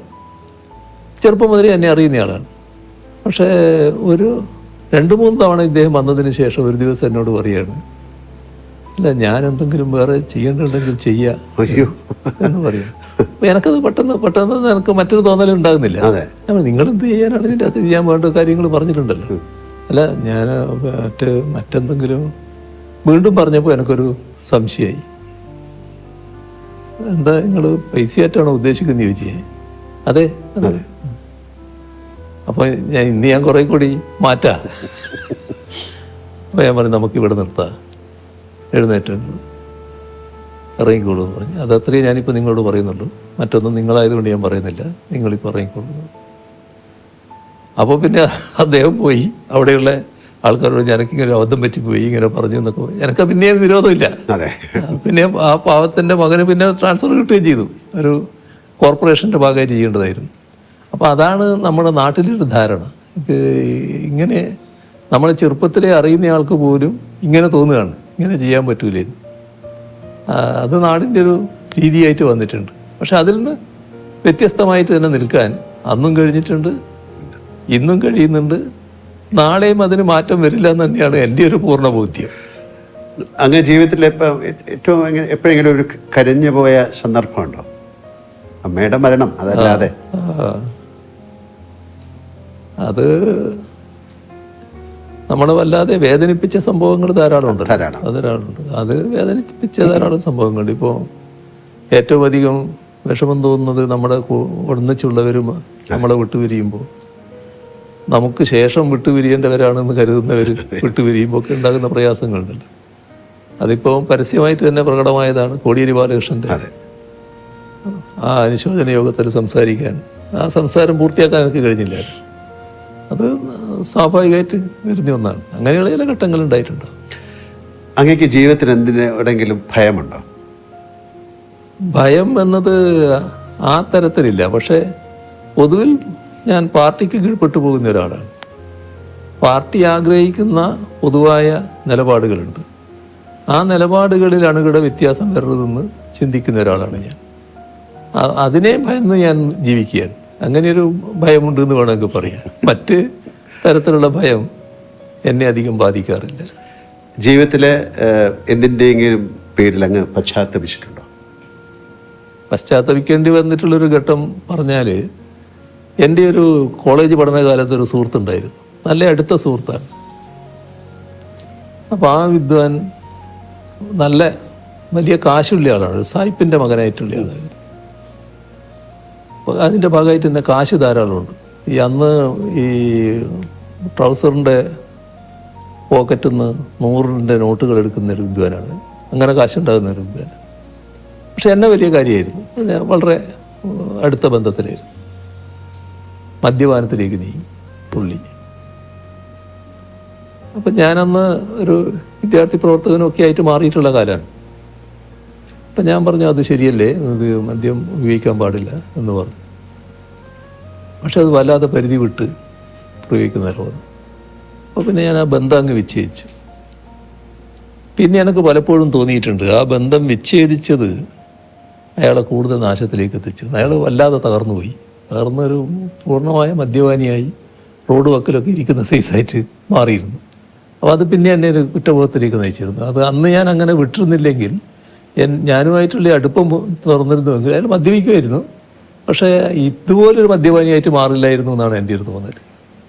അതാണ് എനിക്കൊരു കുറ്റബോധം തോന്നിയ ഒരു കാര്യം. മറ്റൊന്ന് കാര്യങ്ങൾ അങ്ങനെ തോന്നിയിട്ടില്ല. അപ്പം അങ്ങയുടെ ദൗർബല്യം എന്താണ് എന്ന് ഞാൻ ചോദിച്ചാൽ എന്തായിരിക്കും ഒരു ഉത്തരം? അത് എന്താണെന്ന് ഇപ്പോൾ ദൗർബല്യം മനസ്സിലാക്കുന്നതിലെ ആൾക്കാർ കണക്കാക്കിയത് എൻ്റെ ദൗർബല്യം എൻ്റെ മക്കളാണെന്നാണ്. അങ്ങനെ ഒരു ദിവസം രാവിലെ എൻ്റെ ഒരു കോളേജ് കാലത്തുള്ള ഒരാൾ രാഷ്ട്രീയമായിട്ട് വിരുദ്ധ ചേരിയിലാണ്. രാവിലെ എൻ്റെ വീട്ടിൽ വരിക. എതിർചേരിയിലാണ്, ഭയങ്കര എതിരാടിയാണ്. രാവിലെ വീട്ടിൽ വരിക. എന്താ പേര് ഞാൻ പറയുന്നില്ല, എന്താന്ന് ചോദിച്ചപ്പോൾ ഇരിക്കുമെന്ന് പറഞ്ഞു. അല്ല, ഞാനൊരു കാര്യം പറയാൻ വന്നതാണ്. പറഞ്ഞ് നിങ്ങളെ നല്ല വിജയൻ്റെ എന്നാണ്. വിജയൻ്റെ മക്കളെ നേരെ ഒരു നോട്ട് ഇട്ടിട്ടുണ്ട്. ആളെ പേര് പറയുന്നുണ്ട്. അത് തട്ടിക്കൊണ്ടു പോകാനാണ്. ഇയാളുടെ പ്രധാന സുഹൃത്താണ് ഈ ചെയ്യുന്നത്. ഈ പ്രധാന സുഹൃത്താണ് ഇത് പ്ലാൻ ഇട്ടിട്ടത്. അപ്പോൾ ആ സുഹൃത്തിനോട് ഇയാൾ പറഞ്ഞു, പിന്നെ അതൊന്നും ചെയ്യാൻ പാടില്ല, അതൊക്കെ പിന്നെ നാട് കത്തും, അന്ന് അങ്ങനെ ഒരു വഴിക്ക് പോകരുത് എന്നൊക്കെ പറഞ്ഞു. പക്ഷേ അവനായതുകൊണ്ട് എനിക്ക് ഉറപ്പില്ല, ചിലപ്പോൾ നടന്നേക്കാം. അപ്പോൾ ഞാൻ ചിരിച്ചു. അല്ല, നിങ്ങൾ ചിരിക്കുക ചെയ്യാന്ന് എനിക്കറിയാം, എന്നാലും ഇത് ശ്രദ്ധിക്കേണ്ട ഒരു കാര്യമാണ്. എന്ത് ശ്രദ്ധിക്കാനാണ്? ഞാൻ എന്ത് ശ്രദ്ധിക്കും? ഭാര്യയോട് പറയാൻ പറ്റുമോ? പറഞ്ഞാൽ പിന്നെ പിന്നെയുള്ള അവസ്ഥ എന്താണ്? ഈ കുട്ടികളോട് പറയാൻ പറ്റും? അത് പിന്നെ വരുന്നിടത്ത് കാണാൻ നോക്കൽ മാത്രമേ പറ്റൂ. അപ്പോൾ ദൗർബല്യം എന്നുള്ളത് മറ്റുള്ളവരാണല്ലോ വിലയിരുത്തുന്നത്. അങ്ങനെ കണ്ടത് കുട്ടികളാണ് ദൗർബല്യം എന്നുള്ള മട്ടിലാണ്. സംഭവ ബഹുലമായ ജീവിതമാണ് അങ്ങ് കടന്നു പോകുന്നത്. എപ്പോഴെങ്കിലും തളർന്നു പോയ നിമിഷങ്ങളുണ്ടായിട്ടുണ്ടോ? ഒരു ഘട്ടത്തിലും അങ്ങനെ തളർന്നു പോയിട്ടില്ല. കാരണം തളർത്താൻ വേണ്ടിയുള്ള ഒരുപാട് ശ്രമങ്ങൾ ഉണ്ടായിട്ടുണ്ടെങ്കിലും ആ ഘട്ടത്തിലൊക്കെ എൻ്റെ വിശ്വാസം പാർട്ടിയിലാണല്ലോ, പാർട്ടിയോടാണല്ലോ എൻ്റെ ഏറ്റവും വലിയ കൂറ്. അപ്പോൾ പാർട്ടിയുടെ ഭാഗമായിട്ടാണ് ഞാൻ നിൽക്കുന്നത് എന്നുള്ളത് ഒരു കരുത്തോടെ നിൽക്കാൻ എന്നെ പ്രേരിപ്പിച്ചിട്ടുണ്ട്. ഈ ഉയരങ്ങളിലേക്ക് എത്തുന്നതിനൊപ്പം ഏകാന്തതയും നമ്മെ വലയം ചെയ്യും എന്ന് ഞാൻ കേട്ടിട്ടുണ്ട്. അങ്ങനെയൊക്കെ ഏകാന്തത അനുഭവപ്പെടാറുണ്ടോ? അങ്ങനെയില്ല, ഏകാന്തത എന്ന തരത്തിലേക്കില്ല. പക്ഷേ ഒരു പ്രശ്നം എന്താണെന്ന് പറഞ്ഞാൽ, പഴയ കാലത്ത് പോലെ ആളുകളുമായിട്ട് കൂടുതൽ ബന്ധപ്പെടാനും കൂടിയിരിക്കാനും സമയം ചെലവഴിക്കാനും ഒന്നും സമയം കിട്ടുന്നില്ല എന്നുള്ളൊരു തോന്നലുണ്ടാകാറുണ്ട്. പക്ഷേ നമ്മൾ ജീവിതത്തിൻ്റെ ഓരോ ഘട്ടമല്ലേ, ഓരോ ഘട്ടത്തിൽ നമ്മൾ നിർവഹിക്കേണ്ട ഉത്തരവാദിത്വം, ആ ഉത്തരവാദിത്വം നിർവഹിക്കലാണ് പ്രധാനം. ഞാൻ നേരത്തെ പറഞ്ഞ നിയോഗമില്ലേ, ഇന്നത് ചെയ്യുക എന്നൊരു നിയോഗത്തിലേക്ക് വന്നാൽ അത് ചെയ്യണമല്ലോ. അപ്പോൾ അതിനു വേണ്ടി പൂർണ്ണമായിട്ട് അർപ്പണബോധത്തോടെ ചെയ്യുക. നമുക്ക് അതിൻ്റെ ഭാഗമായിട്ട് സമയം കിട്ടുമെങ്കിൽ മാത്രം ആ സമയം ഉപയോഗിക്കുക. ആ നിലയാണ് ഞാൻ സ്വീകരിച്ചു പോകുന്നത്. ഒരു വല്ലാത്ത ഏകാന്തത അങ്ങനെ അനുഭവപ്പെടാറില്ല. പിന്നെ ഒറ്റക്കായിപ്പോയി എന്നൊരു തോന്നലും എനിക്കൊരു ഘട്ടത്തിലും ഉണ്ടാകാറില്ല. ഒറ്റയ്ക്ക് ഇരിക്കേണ്ടി വന്നാൽ അതിലൊരു വിഷമവും ഉണ്ടാകാറില്ല. അതാണ് ഏറ്റവും വലിയ പ്രധാനമായ കാര്യം എന്നാണ് എനിക്ക് തോന്നുന്നത്. ഒരു തരത്തിലുള്ള വിഷമവും ഉണ്ടാകാറില്ല. നമ്മുടെ പാട്ടിന്റെ കാര്യം ഓർമ്മയിലുണ്ടല്ലോ. ഞാനൊരു കാര്യം ചോദിക്കാം. അങ്ങയുടെ തിരക്കുകൾ ഞങ്ങൾക്കറിയാം. ഒരു ദിവസത്തേക്ക് അങ്ങേ ആരും തിരിച്ചറിയില്ലെന്നും മുഖ്യമന്ത്രി അല്ലെന്നും കരുതുക. കേരളത്തിലെ ഏത് സ്ഥലത്ത് പോയി സമാധാനമായിരുന്ന് ഒരു ചായ കുടിക്കാനാണ് അങ്ങ് ആഗ്രഹിക്കുന്നത്? അല്ല, അത് ഏറ്റവും ഇഷ്ടപ്പെടുന്ന സ്ഥലം എൻ്റെ വീട് തന്നെയാണല്ലോ. അവിടെ പോയിരിക്കുക, സ്വസ്ഥമായിട്ടിരിക്കുക. അതൊരു മറ്റു തരത്തിൽ ബാധിക്കുന്ന കാര്യമല്ല. ഈ വലിയ തിരക്കുകൾ കഴിഞ്ഞിട്ട് എങ്ങനെ പോയിരിക്കും എന്നുള്ളത് അതൊരു വിഷയമേ അല്ല. അത് നല്ല നിലക്ക് പോകാൻ കഴിയുമെന്നാണ് എനിക്ക് തോന്നുന്നത്. അധികം ആർക്കും അറിയാത്ത ഭരിത പ്രിയനായ ശ്രീ പിണറായി വിജയൻ ഉണ്ടോ അങ്ങനെയാണെങ്കിൽ ഫലിതം പറയുക അല്ലെങ്കിൽ ആസ്വദിക്കുകയൊക്കെ ചെയ്യാറുണ്ടോ? ഫലിതമായിട്ട് എൻ്റെ അടുത്തൊന്നും അധികം വരാറുണ്ടോ എന്നറിയില്ല. എന്നാൽ ഫലിതം ആസ്വദിക്കാറുണ്ട്. നല്ല നിലക്ക് നമ്മുടെ സുഹൃത്തുക്കളൊക്കെ ഇരിക്കുമ്പം പല ഫലിതങ്ങളും പറയുമല്ലോ, അതൊക്കെ നല്ല നിലക്ക് ആസ്വദിക്കാറുണ്ട്. ഏത് വിഷമഘട്ടത്തിലും അങ്ങേക്ക് മാറാത്ത ചിട്ടകളുണ്ടോ? അത് അതായത് ശരി തെറ്റ് അങ്ങനെ യെസ് ഓർ നോ അങ്ങനെയൊക്കെ പറയുന്ന ഒരാളാണെന്ന് ഞാൻ കേട്ടിട്ടുണ്ട്. അത് ഏത് വിഷമഘട്ടത്തിൽ അത് മാറില്ല. അതൊരു ജീവിത രീതി തന്നെയാണ്. അതൊരു എൻ്റെ ഒരു ശൈലിയായിട്ട് വന്നിട്ടുള്ള കാര്യമാണ്. അത് ആ നിലക്ക് തന്നെ തുടരാൻ കഴിയുമെന്നാണ് തോന്നുന്നത്. ജീവിതത്തിലെ ഏറ്റവും വലിയ പ്രചോദനം എന്താണ് സാറിൻ്റെ? അല്ലെങ്കിൽ ആരാണ്? അല്ല, അതിൽ ഓരോ ഘട്ടത്തിലുണ്ടാകുന്നതാണല്ലോ. ആദ്യ ഘട്ടത്തിൽ ഇപ്പോൾ AKG ആയിരുന്നു വലിയ ഒരു പ്രചോദന ശക്തിയായിട്ടുണ്ടായിരുന്നു. പിന്നെ അദ്ദേഹമായിട്ട് നല്ല ബന്ധത്തിലായി, നല്ല ബന്ധങ്ങൾ വന്നു. അങ്ങനെ പാർട്ടിയിൽ തന്നെ നല്ല നിലയിൽ ബന്ധപ്പെടുന്ന നില വന്നു. പിന്നെ അവരൊക്കെ ഒരു അധികായന്മാരാണല്ലോ. AKG EMS എന്നൊക്കെ പറഞ്ഞാൽ നമ്മുടെ കേരളത്തിലെ അധികായന്മാരാണ്. അവരൊക്കെ ഒരു റോൾ മോഡൽസ് ആയിരുന്നു. അതിനോടൊക്കെ നീതി പുലർത്താൻ കഴിഞ്ഞിട്ടുണ്ടെന്ന് തന്നെയാണ് എൻ്റെ ഒരു തോന്നൽ. ഈ പ്രളയവും കോവിഡും പോലുള്ള മഹാദുരന്തങ്ങൾ വന്നപ്പോൾ കേരളം ശ്രദ്ധിച്ചത് അങ്ങയുടെ വാക്കുകൾ ആയിരുന്നു. അതൊരു യാഥാർത്ഥ്യമാണ്. ഉള്ളിൽ ആധികമായി കഴിഞ്ഞ ജനങ്ങളിൽ ഇത്രയധികം ആത്മവിശ്വാസം പകരാൻ അങ്ങേക്ക് കഴിഞ്ഞത് എങ്ങനെയാണ്? ഇത് എന്താ പ്രത്യേകത എന്ന് പറഞ്ഞാൽ അതിനൊന്നും എനിക്ക് ഉത്തരം പറയാൻ കഴിയുന്ന കാര്യമല്ല. എന്നിൽ പ്രത്യേകമായ എന്തെങ്കിലും ഒരു കഴിവ് അങ്ങനെ ഉണ്ട് എന്ന് വിശ്വസിക്കുന്ന ഒരാളല്ല ഞാനൊരു സാധാരണക്കാരൻ, ഒരു സാധാരണ നിലയിൽ ഉള്ളൊരു ആളെന്ന് മാത്രമേ ഞാൻ കാണുന്നുള്ളൂ. അതിൻ്റെ ഭാഗമായി ഇപ്പോൾ മറ്റു തരത്തിലെടുത്താൽ പല സമുന്നത വ്യക്തികൾക്കുള്ള തരത്തിലുള്ള വലിയ ഉയർന്ന വിദ്യാഭ്യാസം അല്ലെങ്കിൽ അതിൻ്റെ ഭാഗമായിട്ടുള്ള വലിയ ബൗദ്ധിക ശേഷി അതൊന്നും ഉള്ള ഒരാളല്ല ഒരു സാധാരണക്കാരനെന്ന മട്ടിൽ ഞാൻ കാണുന്നുള്ളൂ. പക്ഷേ ഞാൻ എപ്പോഴും പ്രായോഗികമായ കാര്യങ്ങൾക്കാണ് പ്രാധാന്യം കൊടുത്തിരുന്നത്. അതിൻ്റെ ഭാഗമായി ജനങ്ങളുടെ വിഷമം അതിനോടൊപ്പം നിൽക്കുക എന്നുള്ളത് എല്ലാ കാലത്തും സ്വീകരിച്ചു വന്നിട്ടുള്ളൊരു നില. സാധാരണക്കാരനായി നിൽക്കുക എന്ന് പറയുന്നത് വളരെ എളുപ്പമുള്ള കാര്യമല്ല. അത് അങ്ങേക്ക് സാധിച്ചു. അപ്പോൾ അതിൻ്റെ ഭാഗമായിട്ട് അവരുടെ ജനങ്ങളുടെ കൂടെ നിൽക്കുക, ജനങ്ങളോട് പറയുക. അപ്പോൾ അത് ജനങ്ങൾ നല്ല നിലക്ക് എടുത്തല്ലോ, എത്ര നല്ല മനസ്സോടെയാണ് സ്വീകരിച്ചത്. ഇപ്പം സാധാരണ നിലക്ക് ആ ഘട്ടത്തിൽ നമ്മൾ മനുഷ്യരുടെ കാര്യം പറയും. ആ ഘട്ടത്തിൽ ഞാനൊരു ദിവസം പറഞ്ഞു, നമ്മൾ പറയേണ്ട കാര്യങ്ങളെല്ലാം ജനങ്ങളോട് പറയായിരുന്നല്ലോ. നമ്മൾ കുടുംബത്തിൽ പറയുന്നത് പോലെ ജനങ്ങളോട് പറയുന്ന നിലയായിരുന്നു ഞാൻ സ്വീകരിച്ചിരുന്നത്. അപ്പോൾ പറഞ്ഞു ഒരു ദിവസം, പിന്നെ ഇതിൻ്റെ ഭാഗമായിട്ട് ഭക്ഷണം കിട്ടാത്ത പട്ടികൾ, മറ്റ് മൃഗങ്ങൾ, കുരങ്ങന്മാർ അങ്ങനെയുള്ളവരൊക്കെ ഉണ്ടാവും. അവർക്കൊക്കെ നമ്മൾ ഭക്ഷണം കൊടുക്കണം ഈ സമയത്ത്. അത് വലിയ തോതിൽ സ്വീകരിച്ചല്ലോ ആളുകൾ. അതിലൊക്കെയാണ് നമുക്ക് വലിയ സന്തോഷം തോന്നുന്നത്. അങ്ങനെയുള്ള കാര്യങ്ങൾ ശ്രദ്ധിക്കാൻ കഴിഞ്ഞു. അത് അവരോട് കമ്മ്യൂണിക്കേറ്റ് ചെയ്തു. ഉടനെ അതിന് പ്രതികരണം ഉണ്ടായി. അതേപോലെ തന്നെ കാർഷിക രംഗം, ഇത് നമുക്ക് വലിയ ഭക്ഷ്യക്ഷാമം അനുഭവപ്പെട്ടു പോകുമെന്ന് ശങ്കിക്കണം. കാരണം കോവിഡ് എത്രയാണ് നീണ്ടു നിൽക്കാന്ന് അറിയില്ലായിരുന്നു. അല്ലാത്ത പ്രയാസം വന്നാൽ നമ്മൾ ഭക്ഷ്യക്ഷാമത്തിലേക്ക് പോകുമെന്നുള്ള ശങ്കയുണ്ട്. അതുകൊണ്ട് നിങ്ങൾ വീട്ടുപറമ്പിൽ ആവശ്യമായ കൃഷി ചെയ്യണമെന്നൊരു ദിവസം പറഞ്ഞു. അത് പറഞ്ഞ് കേൾക്കേണ്ട താമസം ചിലർ ഉടനെ മൺവെട്ടിയൊക്കെ എടുത്തിട്ട് കൃഷി ചെയ്യാൻ പുറപ്പെട്ടല്ലോ. അതൊക്കെ ഒരു നല്ല ആവേശകരമായ കാര്യമല്ലേ. അപ്പോൾ അന്നിങ്ങനെയുള്ള കാര്യങ്ങൾ ചെയ്യാൻ കഴിഞ്ഞു എന്നുള്ളത് തന്നെയാണ് ഒരു പ്രത്യേകതയായിട്ട് ഞാൻ കാണുന്നത്. എനിക്ക് ഫുട്ബോൾ വളരെ ഇഷ്ടമാണ്. സാർ ചെറുപ്പകാലത്ത് ഫുട്ബോൾ കളിക്കുന്നു എന്നൊക്കെ പറഞ്ഞിരുന്നു. അങ്ങനെയൊക്കെ ഫുട്ബോൾ മാച്ച് ഇപ്പോൾ ഒരു വേൾഡ് കപ്പ് വരെയാണ്, അങ്ങ് കാണാറുണ്ടോ? അങ്ങേക്ക് പ്രത്യേക താല്പര്യമുള്ള ഏതെങ്കിലും കളിക്കാരുണ്ടോ? അത്യാവശ്യം ഞാൻ കാണാറുണ്ട്. അത്യാവശ്യം കാണാറുണ്ട്. ചില കളികൾ നല്ല നിലക്ക് കണ്ടിട്ടുമുണ്ട്. ഇപ്പൊ തുടങ്ങാൻ പോവാണ്. അതെ. പക്ഷേ ഇത് നമ്മുടെ സമയമായിട്ട് ഒത്തുവരാത്തത് കൊണ്ട് ജൂലൈയിലാണ്. അതെ, അല്ല സമയം ഒത്തുവരാറില്ല പലപ്പോഴും. അപ്പോൾ ഉറക്കൊഴിഞ്ഞ് കാണുക എന്നുള്ളത് ഇപ്പൊ ഞാൻ അങ്ങനെ മെനക്കെടാറില്ല. അല്ല, ഈ ഇപ്പൊ അർജന്റീന അല്ലെങ്കിൽ മെസ്സി അങ്ങനെ ആ സമയത്ത് അവരോടൊക്കെ ചായ്വ് കാട്ടിയ നേതാക്കളൊക്കെ ഉണ്ടായിരുന്നു. കൂട്ടത്തിൽ അങ്ങ് ഉണ്ടായിരുന്നോ എന്ന് എനിക്കറിയില്ല, അതുകൊണ്ട് ചോദിച്ചാണ്. അല്ല, അവരൊക്കെ നല്ല കളിക്കാരായിട്ട് തന്നെ കാണുകയാണ്. അതിന്റെ ഭാഗമായിട്ട് ചിലർ അവരെ ജയിക്കാൻ പാടുള്ളൂ എന്ന നില എടുക്കാറുണ്ട്. അങ്ങനെയൊരു നില ഞാൻ എടുക്കാറില്ല. പക്ഷെ അവരെയൊക്കെ നല്ല കളിക്കാരായിട്ട് തന്നെ കാണുകയാണ്. എപ്പോഴും അങ്ങ് ഊർജ്ജസ്വലനായിട്ടാണ് ഞാൻ കണ്ടിട്ടുള്ളത്. ഇത് വളരെ പ്രധാനപ്പെട്ട ഒരു കാര്യമാണ്. ആരോഗ്യ സംരക്ഷണത്തിന് അങ്ങ് പുലർത്തുന്ന എന്തെങ്കിലും പ്രത്യേക ശീലങ്ങളുണ്ടോ? അതൊക്കെ ഞങ്ങൾക്ക് അറിയാൻ താല്പര്യമുണ്ട്.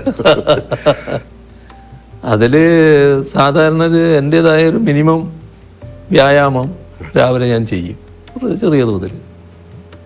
അത് കഴിഞ്ഞാൽ പിന്നെ ഭക്ഷണക്രമം, നേരത്തെ ധാരാളം ഭക്ഷണം കഴിക്കുമായിരുന്നു. ഇപ്പം അതിനൊരു ക്രമം പാലിച്ചിട്ടുണ്ട്. ആ ക്രമം തുറന്നു പോവുകയാണ്. വലിയ തോതിൽ ഭക്ഷണം കഴിക്കാത്ത ഒരു രീതിയാണ് ഇപ്പോൾ സ്വീകരിക്കുന്നത്.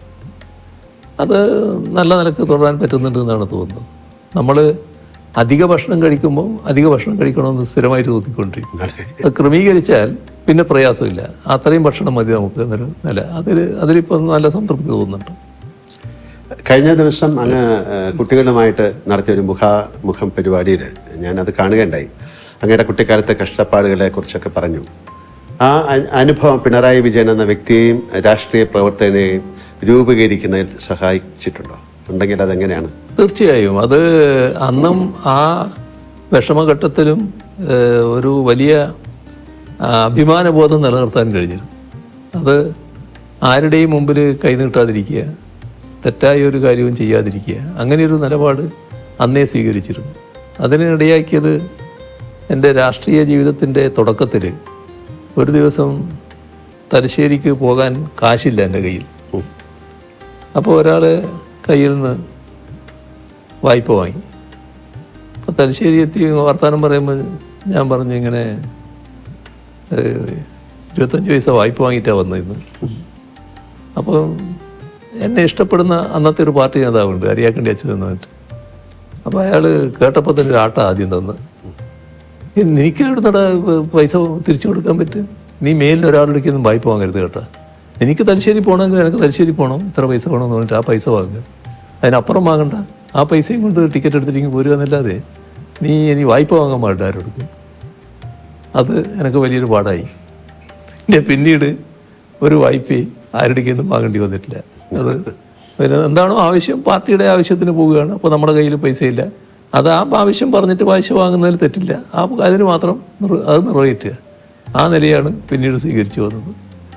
ചില കാര്യങ്ങൾ, ഇത്തരം ചില ചെറിയ ചെറിയ കാര്യങ്ങളിലൂടെ നമുക്കൊരു വലിയ പാഠമായിട്ട് മാറും. അതാണ് വന്ന് മാറിയത്. രാഷ്ട്രീയം കഴിഞ്ഞാൽ അങ്ങേക്ക് ഇഷ്ടമുള്ള മേഖലകൾ ഏതൊക്കെയാണ്? രാഷ്ട്രീയമാണല്ലോ ഫുള്ള്. അതേസമയം പിന്നെ മറ്റ് കലാപരിപാടികളൊക്കെ കാണുന്നതിന് എനിക്ക് വേറെ വിഷമമൊന്നുമില്ല. അതൊക്കെ ഞാൻ സാധാരണ കാണാറുണ്ട്, നല്ല രീതിയിൽ ആസ്വദിക്കാറുണ്ട്. പിണറായിയിൽ ജനിച്ച വിജയൻ സഖാവ് എന്നല്ലാതെ വീട്ടുകാരും ബന്ധുക്കളും മാത്രം വിളിക്കുന്ന എന്തെങ്കിലും വിളിപ്പേര് ഉണ്ടായിരുന്നോ? ഇല്ല, നേരത്തെ ഇല്ല. പക്ഷെ എനിക്കൊരു പേര് പിന്നെ എൻ്റെ ഒരു അധ്യാപകൻ ഇട്ടിരുന്നു. അന്നത്തെ അധ്യാപകർ വളരെ പ്രത്യേകതയാണല്ലോ, കുട്ടികളെ വല്ലാതെ ഉൾക്കൊള്ളുന്നവരാണ്. അതെ, അല്ല ഇന്നും അധ്യാപകർ അങ്ങനെ തന്നെ. അപ്പോൾ അദ്ദേഹം ഇട്ട പേര് മുഖ്യസ്ഥൻ. അത് ശരി. അപ്പോൾ അതൊരു തിരിപ്പേരായിട്ട് ചിലർ വിളിക്കുമായിരുന്നു, മുഖ്യസ്ഥൻ എന്ന് വിളിക്കുമായിരുന്നു. ഇപ്പം സ്കൂൾ കാലത്തെ കുറിച്ച് പറഞ്ഞുകൊണ്ട് ചോദിക്കുകയാണ്, പിണറായിയിലെ വീട്ടുമുറ്റത്ത് ഓടിക്കളിച്ചിരുന്ന വിജയൻ എന്ന ബാലന് മുഖ്യമന്ത്രി കസേരയിൽ ഇരുന്ന് തിരിഞ്ഞു നോക്കുമ്പോൾ എന്ത് തോന്നുന്നു? അതിൻ്റെ ഒരു ഭാഗമാണ് ഞാൻ നേരത്തെ പറഞ്ഞത്. നമ്മളൊരു വളരെ സാധാരണക്കാരനായിട്ടുള്ള ഒരു മനുഷ്യൻ, ഇപ്പോഴും ഗ്രാമീണമായിട്ടുള്ള പല സ്വഭാവങ്ങളും വെച്ച് പുലർത്തുന്ന ഒരാൾ, അതിൻ്റെ എല്ലാ പരിമിതികളോടും കൂടി ഇത്രയും ഉന്നതമായ സ്ഥാനത്ത് എത്താൻ കഴിഞ്ഞത് അത് എൻ്റെ പാർട്ടിയുടെ പിന്തുണ കൊണ്ടാണ്. പാർട്ടിയാണ് എന്നിൽ മുഴുവൻ വിശ്വാസം അർപ്പിച്ചിട്ടുള്ളത്. അതിൻ്റെ ഭാഗമായിട്ടാണ് ഇതെല്ലാം ആയി മാറാൻ എനിക്ക് കഴിഞ്ഞിട്ടുള്ളത്. ഈ ഉന്നതമായ സ്ഥാനം വഹിക്കാൻ പ്രാപ്തനാണോ ഞാൻ എന്നത് എല്ലാ ഘട്ടത്തിലും ഞാൻ ആലോചിച്ചു കൊണ്ടിരിക്കുന്ന കാര്യമാണ്. പക്ഷേ നിർവഹിക്കാൻ കഴിയുന്നുണ്ടെന്നാണ് മറ്റുള്ളവരൊക്കെ പറയുന്നത്. ആ നിലക്ക് നിർവഹിക്കുക. അപ്പം നമുക്ക് ഈ സംഭാഷണം അവസാനിപ്പിക്കാനുള്ള സമയമായി. ഒരു പാട്ടിനെ കുറിച്ച് പാടുന്നതിന് മുമ്പ് എനിക്കൊരു വലിയൊരാളെ കുറിച്ച് പറയാനുണ്ട്, റോബിൻ. ഞാൻ അങ്ങയുടെ വീട്ടിൽ വന്നപ്പോൾ കണ്ടതാണ്. അങ്ങേക്ക് റോബിൻ എന്ന വളർത്തുനായോടുള്ള സ്നേഹവും കരുതലും. അങ്ങ് ഭക്ഷണം കഴിച്ചിട്ട് റോബിന് അങ്ങേ കൈകൊണ്ട് തന്നെ കൊടുക്കുന്നത് ഞാൻ കണ്ടിട്ടുണ്ട്. അങ്ങയുടെ ഈ മുഖം അധികം ആർക്കും അറിവുള്ളത് ആണെന്ന് എനിക്ക് തോന്നുന്നില്ല. അങ്ങേക്ക് എല്ലാ വളർത്തു മൃഗങ്ങളെയും ഇഷ്ടമാണോ, അതോ കുഞ്ഞുനാളിൽ തുടങ്ങിയാണോ ഇത്, അതോ നായകളോട് മാത്രമാണോ ഇഷ്ടം? കാര്യം ഇത് റോബിന്റെ ഒരു അവകാശം പോലെയാണ് അങ്ങയുടെ കയ്യിൽ നിന്നൊരു ഭക്ഷണം കഴിക്കുക എന്നുള്ളത്. അത് മൃഗങ്ങളോടും പക്ഷികളോടും ഒക്കെ നല്ല ബന്ധം നമ്മൾ പുലർത്തിയാൽ അവരതേ രീതിയിൽ പ്രതികരിച്ചു കൊണ്ടിരിക്കും. ഞാനിവിടെ നമ്മുടെ സഹായിയായിട്ടുള്ള മുരുകേഷനുണ്ട്. മുരുകേഷനോട് പറഞ്ഞു, ഇവിടെ കാക്കകൾ വരും, കാക്കക്ക് നീ ഭക്ഷണം കൊടുക്കണമെന്ന്. ഇപ്പം എന്താ ചെയ്യുന്നത് പറഞ്ഞാൽ, ഒരു കാക്ക അവൻ്റെ കയ്യിൽ നിന്ന് ഭക്ഷണം എടുക്കും. അപ്പോൾ കയ്യിൽ നിന്ന് അങ്ങനെ നേരിട്ട് കൊടുക്കണ്ടെന്ന് ഇപ്പം ഞാൻ പറഞ്ഞു, എറിഞ്ഞു കൊടുത്താൽ മതി. കാരണം എന്തെങ്കിലും രോഗം പകർന്നെങ്കിലും വിഷമാണല്ലോ. പക്ഷെ നേരെ കയ്യിൽ നിന്ന് എടുക്കുക ആ കാക്ക വന്നിട്ട്. അതാണ് ആ ബന്ധം എന്ന് പറയുന്നത്. ഇവിടെ ഒരു ക്ലിഫ് ഹൗസിൻ്റെ മുമ്പിൽ ഒരു ഫൗണ്ടൻ ഉണ്ടല്ലോ. ആ ഫൗണ്ടൻ സാധാരണ രാവിലെയാണ് നമ്മളിടല്. ഒരു ദിവസം ഇങ്ങനെ തോന്നിയപ്പോൾ ഞാൻ പറഞ്ഞു അത് വൈകുന്നേരം ഒന്ന് ഇട്ട് നോക്കുമെന്ന് പറഞ്ഞു. ഒരു 6 മണിക്ക്. അപ്പോൾ പക്ഷികൾ കൂടുന്ന സമയമായിരുന്നു. ഇവരെല്ലാവരും വന്ന് എന്തൊരു സന്തോഷമാണെന്നറിയോ. അവർ കുളിച്ച് ഒരു കുളിയുണ്ടാവും. ആ കുളിയെല്ലാം കഴിഞ്ഞിട്ട് ഒരു സദസ്സുണ്ട് അവിടെ ഇരുന്നിട്ട്. അങ്ങനെ എല്ലാം കുളി കഴിഞ്ഞിട്ട് അവർ കൂട്ടിലേക്ക് പോവുകയാണ്. അപ്പോൾ നായയുടെ കാര്യം പറഞ്ഞാൽ വലിയ അത്ഭുതകരമായ കഥ എൻ്റെ അടുത്തുണ്ട്. ഞാൻ ആദ്യമുള്ള എൻ്റെ ചെറുപ്പകാലം വീട്ടിൻ്റെ സൈഡിലൂടെ ഒരു കൂട്ടർ പോവുകയാണ്. പഴയ തവളയെ പിടിക്കുന്നവരാണ്, നാട്ടുകാരല്ല. അതെ. അവരുടെ കൂട്ടത്തിലുള്ള ഒരു പട്ടി, ചെറിയ പട്ടിയാണ്. അവിടെ നിന്ന് ഇറങ്ങിയിട്ട് വീട്ടിലേക്ക് വന്നു. അപ്പോൾ അവരങ്ങ് പോയി. അപ്പോൾ ഇത് ഒരു പട്ടി. അപ്പോൾ എൻ്റെ ജ്യേഷ്ഠനുണ്ട്. ജ്യേഷ്ഠൻ പറഞ്ഞു അതവിടെ നിന്നോട്ടെ, വന്നതല്ലേ അവിടെ നിൽക്കട്ടെ എന്ന് പറഞ്ഞു. അത് പിന്നെ വീട്ടിൽ വളർന്നു. വേറെ ശാസ്ത്രീയ വളർത്തലൊന്നുമല്ല, നാടൻ പട്ടി എന്ന രീതിയിൽ വളർത്തുകയാണ്. ആ പട്ടിയുടെ ഒരു കഥയാണ് ഞാൻ പറയുന്നത്. ഒരു ദിവസം അമ്മയുടെ അടുത്ത്, അടുക്കളയിലെ അമ്മയുടെ അടുത്ത് പോയിട്ട് ഇതൊന്ന് മുരണ്ട് ചെറിയ മട്ടിൽ കുരച്ചു, മുണ്ടൊന്ന് കടിച്ചു വിരിച്ചു. അപ്പോൾ അമ്മ ചീത്ത പറഞ്ഞു. അപ്പോൾ ഇതിന് അമ്മയുടെ അടുത്ത് യേശുന്നില്ല എന്ന് തോന്നി. നേരെ അവിടെ നിന്ന് ഇറങ്ങി ആ വീട്ടിൻ്റെ തൊട്ട് പിന്നിലുള്ള ഒരു വീടുണ്ട്. അവിടെ ഒരു നാണി എന്ന് പറയുന്ന സ്ത്രീയുണ്ട്. ആ സ്ത്രീയുടെ അടുത്ത് പോയി ഇതേ കാര്യം അവരോട് ചെയ്തു. അപ്പോൾ അവർ കുറച്ച് പിന്നെ പോസിറ്റീവായിട്ട് എടുത്തു. ഇതൊരു പെൺപട്ടിയാണ്, എന്താ മോളെ എന്നെല്ലാം പറഞ്ഞിട്ട് അപ്പോൾ മുണ്ടിങ്ങനെ കടിച്ച് വലിച്ച് നടന്ന് ഈ വീട്ടിൻ്റെ പിന്നിലൂടെയാണ് വരേണ്ടത്. അപ്പോൾ വീട്ടിലെ അവസ്ഥ എങ്ങനെയാണെന്ന് പറഞ്ഞാൽ വീടിൻ്റെ മുറ്റം അത് കഴിഞ്ഞിട്ടൊരു പ്ലാറ്റ്ഫോം പോലെയാണ് കിണറിൻ്റെ. ആ പ്ലാറ്റ്ഫോമിന് കഴിഞ്ഞാൽ ഒരു കല്ലിങ്ങനെ വെച്ചിട്ടുണ്ട്. അതിൻ്റെ അപ്പുറം കിണറാണ്. അപ്പോൾ വലിയ ആൾമറയുള്ള കിണറല്ല നടത്തും. ഇവള് ഈ നാണി നടന്നു വന്ന് വടക്ക് മുറ്റത്തെത്തിയപ്പോൾ കാണുന്നത് ഇവളെ മുട്ടിലഴഞ്ഞ് വരുന്ന കുട്ടിയുണ്ട്. ആ കുട്ടി ഈ പ്ലാറ്റ്ഫോം കയറിയിട്ട് ഈ ഒറ്റക്കല്ലുണ്ടല്ലോ, ആ കല്ല് പിടിച്ചിട്ട് ഇങ്ങനെ കിണറിലേക്ക് നോക്കുന്നതാണ്. പിന്നെ എന്താ പറയേണ്ടത്? അങ്ങനെ അത്ഭുതകരമായ രക്ഷപ്പെടൽ. പിന്നെ അവൾക്ക് ഈ പട്ടി എന്ന് പറഞ്ഞാൽ ഭയങ്കര ജീവനാണ്. അങ്ങനെ കഴിവുള്ള പട്ടികളുണ്ട്. ആ പട്ടി തന്നെ ഒരു ദിവസം ഞാനിങ്ങനെ സാധാരണ ആ കാലത്തൊരു ശീലം, പുറത്തു പോയാൽ ചെരുപ്പുണ്ടായാലും ചെരുപ്പില്ലെങ്കിലും, ചെരുപ്പില്ലാത്ത കാലമാണ് അധികവും, കാല് കഴുകിയിട്ട് അകത്തോട്ട് വീട്ടിലേക്ക്. അങ്ങനെയാണ് ഒരു ശീലം. ഒരു കോലായിലേക്ക് കയറുമ്പോൾ ഉള്ളൊരു വലിയ കല്ലുണ്ട്, അതിൻ്റെ നിന്ന് കാല് കഴുകി അതിന് വെള്ളം ഇവിടെ വെച്ചിട്ടുണ്ടാകും. അപ്പോൾ ഞാനൊരു ദിവസം ചെന്നപ്പോൾ വെള്ളം അവിടെ ഇല്ല. അകത്ത് പോയി വെള്ളം എടുത്തിട്ട് വന്നിട്ട് പിന്നെയും കഴുകും. അകത്ത് പോയി പിന്നെ വെള്ളവും പാത്രവും എടുത്ത് വന്ന് കിണ്ടിയെന്നാണ് പറയാൻ പറ്റും, കിണ്ടിയും വെള്ളം എടുത്ത് വന്ന് പിന്നെ കാല് കഴുകാനാണ് വരുന്നത്. പട്ടി വിടുന്നില്ല. പട്ടി ഭയങ്കര തടസ്സം. അപ്പോൾ എന്താ പ്യാസി എന്ന് അതിൻ്റെ പേര്, എന്താന്നെല്ലാം പറഞ്ഞിട്ട് ഈ വിളക്ക് തൂക്കിയിട്ടുണ്ട്. തൂക്കിയ വിളക്കെടുത്ത് ഞാനിങ്ങനെ നോക്കുകയാണ്. അപ്പോൾ ഈ കല്ലിൻ്റെ മേലെ വലിയൊരു പാമ്പ്, കരിവേലിപ്പട്ടാന്ന് പറയും, ആ പാമ്പിങ്ങനെ കിടക്കുകയാണ്. നമ്മൾ കണ്ടതോടുകൂടി പട്ടി പോയി. പിന്നെ ആ കാലാണല്ലോ, ഇന്നത്തെ പോലെ പാമ്പിനെ സംരക്ഷിക്കേണ്ട കാര്യമൊന്നുമില്ല, തല്ലിക്കൊന്നു. അതാണ്, അത്രയും കഴിവുള്ള പട്ടികളുണ്ട്. അതിൽ നിന്നൊരു പട്ടി സ്നേഹം ഉണ്ടായിരുന്നു പറയാം. അല്ല, റോബിനെ അങ്ങയോടുള്ള ഒരു അങ്ങേക്ക് റോബിനുള്ള സ്നേഹം. സാർ, അപ്പം വളരെ സന്തോഷം. നമുക്കൊരു പാട്ടിലേക്ക് കടക്കാം. അങ്ങേക്ക് പാടാൻ സാധിച്ചില്ലെങ്കിൽ വരികൾ പറഞ്ഞാലും മതി. ഞാൻ നിങ്ങൾക്ക് വേണ്ടിയുള്ള ഒരു പാട്ട് തന്നെയാകാം. അയ്യോ, ആയിക്കോട്ടെ. ഹൃദിസ്ഥമീശ്വരം തെക്ത പ്രതിഷ്ഠാം പ്രതിമാം ഭജയിൽ കരസ്ഥ പായസം തെക്ത കോപ്പരസ്ഥ ഗളം പിൻപേൽ എന്ന് പറഞ്ഞാൽ മനുഷ്യന്റെ ഹൃദയത്തിലാണ് ഈശ്വരൻ. ഹൃദിസ്ഥമീശ്വരം തെക്ത പ്രതിഷ്ഠാം പ്രതിമാം ഭജയിൽ, ഈ പ്രതിഷ്ഠയുടെ പിന്നിലേക്ക് പോകുന്നത്, വിഗ്രഹത്തിന് മുന്നിലേക്ക് പോകുന്നത്. കരസ്ഥ പായസം തെക്ത, ഇതിനകത്ത് പായസമുണ്ട്, പക്ഷെ ഇപ്പുറത്തൊരു തുള്ളി വെച്ചിട്ടുണ്ട്. അപ്പോൾ കരസ്ഥ പായസം തെക്ത കോപ്പരസ്ഥ ഗളം പിൻപേൽ, ഇത് നക്കാൻ വേണ്ടി പുറപ്പെടും. ഇതാകെ ചോർന്നു പോവുകയാണ്. അതാണ്, അതെന്നെ ഹൈസ്കൂളിൽ ഒരു മാഷ് പഠിപ്പിച്ചതാണ്, കേളം മാഷ് എന്ന് പറയുന്ന ഒരാൾ. ആ പദ്യമാണ്, അത് ഉപനിഷത്തിന്റെ ഒരു ഭാഗമാണ്. അപ്പൊ അതാണ് നിങ്ങളുടെ അടുത്ത് പറയാനുള്ളത്. എനിക്ക് സാർ, ഞാൻ അഭിനയിച്ച ഏതെങ്കിലും സിനിമയിലെ ഒരു ഡയലോഗ് സാറിന് ഓർമ്മയുണ്ടോ? എന്നോട് പറയാൻ. അത് എന്തല്ല ദിനേശനും ദാസനും ഒക്കെ ഒരുപാട് സന്തോഷം. അങ്ങേക്ക് പറയാൻ എന്തെങ്കിലും ഉണ്ടോ, വേറെ എന്തെങ്കിലും? അല്ല, നിങ്ങൾ അങ്ങേ പോലൊരു മഹാനടൻ ഇങ്ങനെയും സമയമെടുത്ത് പിന്നെ ഇന്റർവ്യൂ ചെയ്യാൻ തയ്യാറായി എന്ന് പറയുന്നത് അതെ അതെ ഒരു വലിയ സംഭവം തന്നെയാണ്. അങ്ങനെയുള്ള ഒരു സ്നേഹവും ബഹുമാനവും ഒക്കെ തന്നെയാണ് അതിന്റെ പുറകിൽ. അതെ. കാര്യം അറിയാത്ത നമ്മുടെ പരസ്പര സ്നേഹം ഇങ്ങനെ തുടരട്ടെ. ഇതേവരെ അതാരും അറിയില്ലായിരുന്നു, ഇങ്ങനെ അറിയട്ടെ. വളരെ സന്തോഷം. വളരെ നന്ദി.